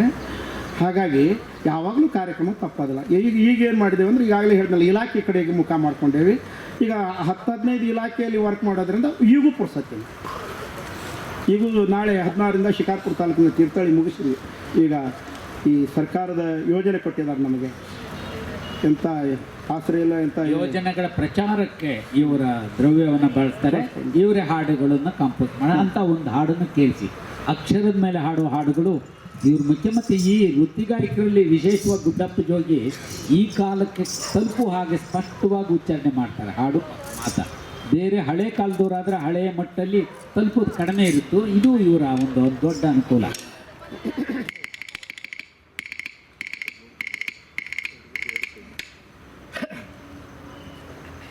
ದೇವರಿರುವ ಗುಡಿ ಚಂದ, ಹಣ್ಣಿರುವ ಮರ ಚಂದ, ಹಣ್ಣಿರುವ ಮರದಲ್ಲಿ ತುಂಬಿಹುದೋ ಆನಂದ. ಹಣ್ಣಿರುವ ಮರದಲ್ಲಿ ಹಕ್ಕಿ ಪ್ರಾಣಿಗಳ ನೋಡು, ಹಣ್ಣಿರುವ ಮರದಲ್ಲಿ ಪ್ರಾಣಿ ಪಕ್ಷಿಗಳ ನೋಡು, ಪ್ರಾಣಿ ಪಕ್ಷಿಗಳ ನೋಡು, ಅಲ್ಲಿ ಗೋಬಿಯ ಗೂಡು. ದೇವರಿರುವ ಗುಡಿ ಚಂದ, ಹಣ್ಣಿರುವ ಮರ ಚಂದ ಹಣ್ಣಿರುವ ಮರದಲ್ಲಿ ತುಂಬಿಹುದು ಆನಂದ. ಮನುಷ್ಯನ ಸ್ವಾರ್ಥಕ್ಕೆ ಮರವನ್ನು ಕಡಿಬೇಡ, ಮನುಷ್ಯನ ಸ್ವಾರ್ಥಕ್ಕೆ ಮರವನ್ನು ಕಡಿಬೇಡ, ಮರವನ್ನು ಕಡಿಬೇಡ, ವನನಾಶ ಮಾಡಬೇಡ. ಅರಣ್ಯವನ್ನು ಪರಿಸರವನ್ನು ಬೆಳೆಸಿ ನೋಡರಿ ನೀವು, ಕಾಣುವಿರಿ ನೆರಳನ್ನು. ಮನೆ ಮುಂದೆ ಮನೆ ಹಿಂದೆ ನಡಿರೊಂದು ಹಸಿರು ಮರ, ಮನೆ ಮುಂದೆ ಮನೆ ಹಿಂದೆ ನಡಿರಯ್ಯ ಹಸಿರು ಮರ, ನಡಿರೊಂದು ಹಸಿರು ಮರ, ಕಾಣುವಿರಿ ನೆರಳನ್ನು. ದೇವರಿರುವ ಗುಡಿ ಚಂದ, ಹಣ್ಣಿರುವ ಮರ ಚಂದ, ಹಣ್ಣಿರುವ ಮರದಲ್ಲಿ ತುಂಬಿಹುದು ಆನಂದ. ಪರಿಸರದ ಮಡಿಲಲ್ಲಿ ಬೆಳೆದವರು ನಾವೆಲ್ಲ, ಪರಿಸರದ ಮಡಿಲಲ್ಲಿ ಬೆಳೆದವರು ನಾವೆಲ್ಲ. ನೀನೊಂದು ಬೆಳೆಸು ನಾನೊಂದು ಬೆಳೆಸುವೆ, ಸಮೃದ್ಧರಾಗೋನು ನಾವೆಲ್ಲ, ಇರಲಿ ಮುಂದಿನ ಜನಕ್ಕೆಲ್ಲ. ಈ ಥರದ ಪರಿಸರ ಕಾಲಮಾನಕ್ಕೆ ಹೇಗೆ ನಿಂತಿದ್ದಾರೆ, ಕಾಲಮಾನ ಜನಪದವನ್ನು ದುಡಿಸ್ಕೋತಾ ಇದೆ, ಕಾಲಮಾನವನ್ನು ತಲುಪ್ತಾನೂ ಇರೋದು. ಆರೋಗ್ಯಕರವಾದ ದಾರಿಗೆ ಜನಪದ ಹೇಗೆ ತೆರ್ಕೊಂಡಿದೆ. ಅಕ್ಷರದ ಬಗ್ಗೆ ಸಾಕ್ಷರತೆಯಲ್ಲಿ ನಮ್ಮದೇ ನಾವೊಂದು ಹಾಡು ಬರ್ಕೊಂಡಿವಿ. ಅಕ್ಷರ ತುಂಗದಲ್ಲಿ ಹಲವಾರು ಮೇಳಗಳನ್ನು ಕಳಿಸಿದ್ರು, ಅದರಲ್ಲಿ ನಾವೊಂದು ರಚನೆ ಮಾಡ್ಕೊಂಡ್ವಿ, ಒಂದು 2-3 ನೋಡಿ. ಬಾ ತಂಗಿ ಬಾ ನಮ್ಮ ಶಾಲೆಗೆ, ನೀನು ಅಕ್ಷರ ಕಲಿಯಬೇಕು ಬಾಳಿಗೆ. ನೀನು ಶಾಲೆಯ ಕಲಿಯದೇ ಇದ್ದರೆ ನಿನಗೆ ಮೋಸಾನ ಮಾಡವರು ತಂಗ್ಯವ್ವ, ವ್ಯಾಪಾರ ದಂಧೆ ಒಳಗ ತಂಗ್ಯವ್ವ, ನಿನಗೆ ಮೋಸಾನ ಮಾಡುತ್ತಾರೆ ತಂಗ್ಯವ್ವ. ಊರಿಂದ ಪತ್ರವ ಬಂದರೆ ಅದು ಯಾರಲ್ಲಿ ಓದಿಸ್ತೀ ತಂಗ್ಯವ್ವ, ನಿನ್ನ ಮನೆಯಲ್ಲಿ ಓದ್ದವರ ಇಲ್ಲದಿದ್ದರ ಆವಾಗ ನೀನೇನ ಮಾಡ್ತೀಯ ತಂಗ್ಯವ್ವ. ಬಾ ತಂಗಿ ಬಾ ನಮ್ಮ ಶಾಲೆಗೆ, ನೀನು ಅಕ್ಷರ ಕಲಿಯಬೇಕು ಬಾಳಿಗೆ. ನೀನು ಸಂತಿಗೆ ಹೋದಾಗ ತಂಗ್ಯವ್ವ, ನೀನು ಜಾತ್ರೆಗೆ ಹೋದಲ್ಲೇ ತಂಗ್ಯವ್ವ, ನಿನಗೆ ವ್ಯಾಪಾರ ದಂಧೆ ಒಳಗೆ ತಂಗ್ಯವ್ವ, ನಿನಗೆ ಮೋಸಾನ ಮಾಡಬಾರು ತಂಗ್ಯವ್ವ. ಇಷ್ಟಾರು ತಿಳಿದ ನೀನು ನೋಡವ್ವ, ಈಗಾರು ಅಕ್ಷರ ಬರೆಯವ್ವ. ಈ ಥರ ಹೇಳುವ ದಾಟಿಯೇ ನಮ್ಮ ಹಳ್ಳಿಗರನ್ನು ತೀರ ಮುಗ್ಧರನ್ನು ಸೆಳೆದಿಡ್ಬಿಡ್ತಲ್ಲ, ಅದ್ರ ಮೇಲಿನ ಅಂಶ ಭಾಳ ಪರಿಣಾಮಕಾರಿಯಾಗಿ ತಲುಪುತ್ತೆ ಇವ್ರ ದಾಟಿಗಳು. ಅದಕ್ಕೆ ಸಂದೇಶನವೇ ಹೌದು ಜನಗಳಿಗೆ ಪರಿಣಾಮಕಾರಿಯಾಗಿ ತಲುಪುತ್ತೆ. ನಾವು ನಮ್ಮವ್ರು ಹೇಳ್ತಾರೆ, ನಮ್ಮ ಜನಪದರು ಹೇಳ್ತಾರೆ ಅನ್ನೋ ಅಂಶದಿಂದ ಭಾಳ ದೊಡ್ಡ ಪ್ರಮಾಣದಲ್ಲಿ ತಲುಪುತ್ತೆ. ಇನ್ಯಾರಾದರೂ ಏನಾದ್ರು ಭಾಳ ಮುಖ್ಯವಾದ ಪ್ರಶ್ನೆ, ಅವರ ತಮಾಷೆ ಕಥೆಗಳಿಗೆ ಈಗ ಸಾಧ್ಯವಾಗೋಲ್ಲ. ಏಕೆಂದರೆ ಸಣ್ಣ ಕಥೆ ಅಂದರೂ 15 ನಿಮಿಷ ಆಗೋದೇ ಇಲ್ಲ, ಅರ್ಧ ಗಂಟೆಗಿಂತ. ಯಾಕೆಂದರೆ ಆ ತಮಾಷೆಯ ಕ್ರಮ ಭಾಳ ಬೇರೆ ಇರ್ತದೆ. ಆ ಕಾರಣಕ್ಕೆ ಅವರ ಮಂಗಳದ ಜೊತೆಗೆ ಕೇಳ್ತೀವಿ, ಆ ಕಿನ್ನರಿ ಜೊತೆಗೆ ಅವರ ಮಂಗಳವು ಭಾಳ ವಿಶೇಷ. ನಾವು ಕನ್ನಡದ ಜನಪದದಲ್ಲೇ ಕಿನ್ನರಿ ಜೋಗಿಯ ಹಾಡಿನ ದಾಟಿಗಳು ಬಹಳ ಸುಂದರವಾದ ಚೆಲುವಿನ ದನಿಗಳು. ಗುಡ್ಡಪ್ಪ ಜೋಗಿಯವರು ನಮ್ಮೊಟ್ಟಿಗೆ ಇಲ್ಲಿಗೆ ಬಂದು ಈ ಕಾಲಕ್ಕೆ ನಿಮ್ಮ ಅವರ ಜೋಗಿ ಪದಗಳನ್ನು, ಅವರ ತನವನ್ನು, ಅವರ ಬದುಕನ್ನೆಲ್ಲ ಕಟ್ಟಿಕೊಟ್ಟಿದ್ದಾರೆ. ಅವರಿಗೆ ನಮ್ಮ ಪ್ರೀತಿಯ ನಮ್ಮನ್ನು ತಲುಪಿಸ್ತೀವಿ. ನಮ್ಮ ಈ ಕಾರ್ಯಕ್ರಮಕ್ಕೆ ನಿಮ್ಮೆಲ್ಲ ಮನಸ್ಸು ಬಂದಿದ್ದೀರಿ. ಕಾಂತರಾಜ್ ಪಟೇಲ್ರು, ಶ್ರೀರಂಪುರ, ಕುಮ್ಮಯ್ಯವರು, ಗೋರ ಸೇರಿ ಪ್ರತಿ ಸಾರಿಗೂ ಬರುವಂಥ ಅನೇಕ ಶ್ರದ್ಧಾಪೂರ್ಣವಾದ ಮನಸ್ಸುಗಳಿದೆ. ಇದರ ಲವಲವಿಕೆ ಅದ್ರ ಜೊತೆಗಿದೆ. ನಿಮ್ಮೆಲ್ಲರಿಗೂ ಪ್ರೀತಿಯ ನಮನ.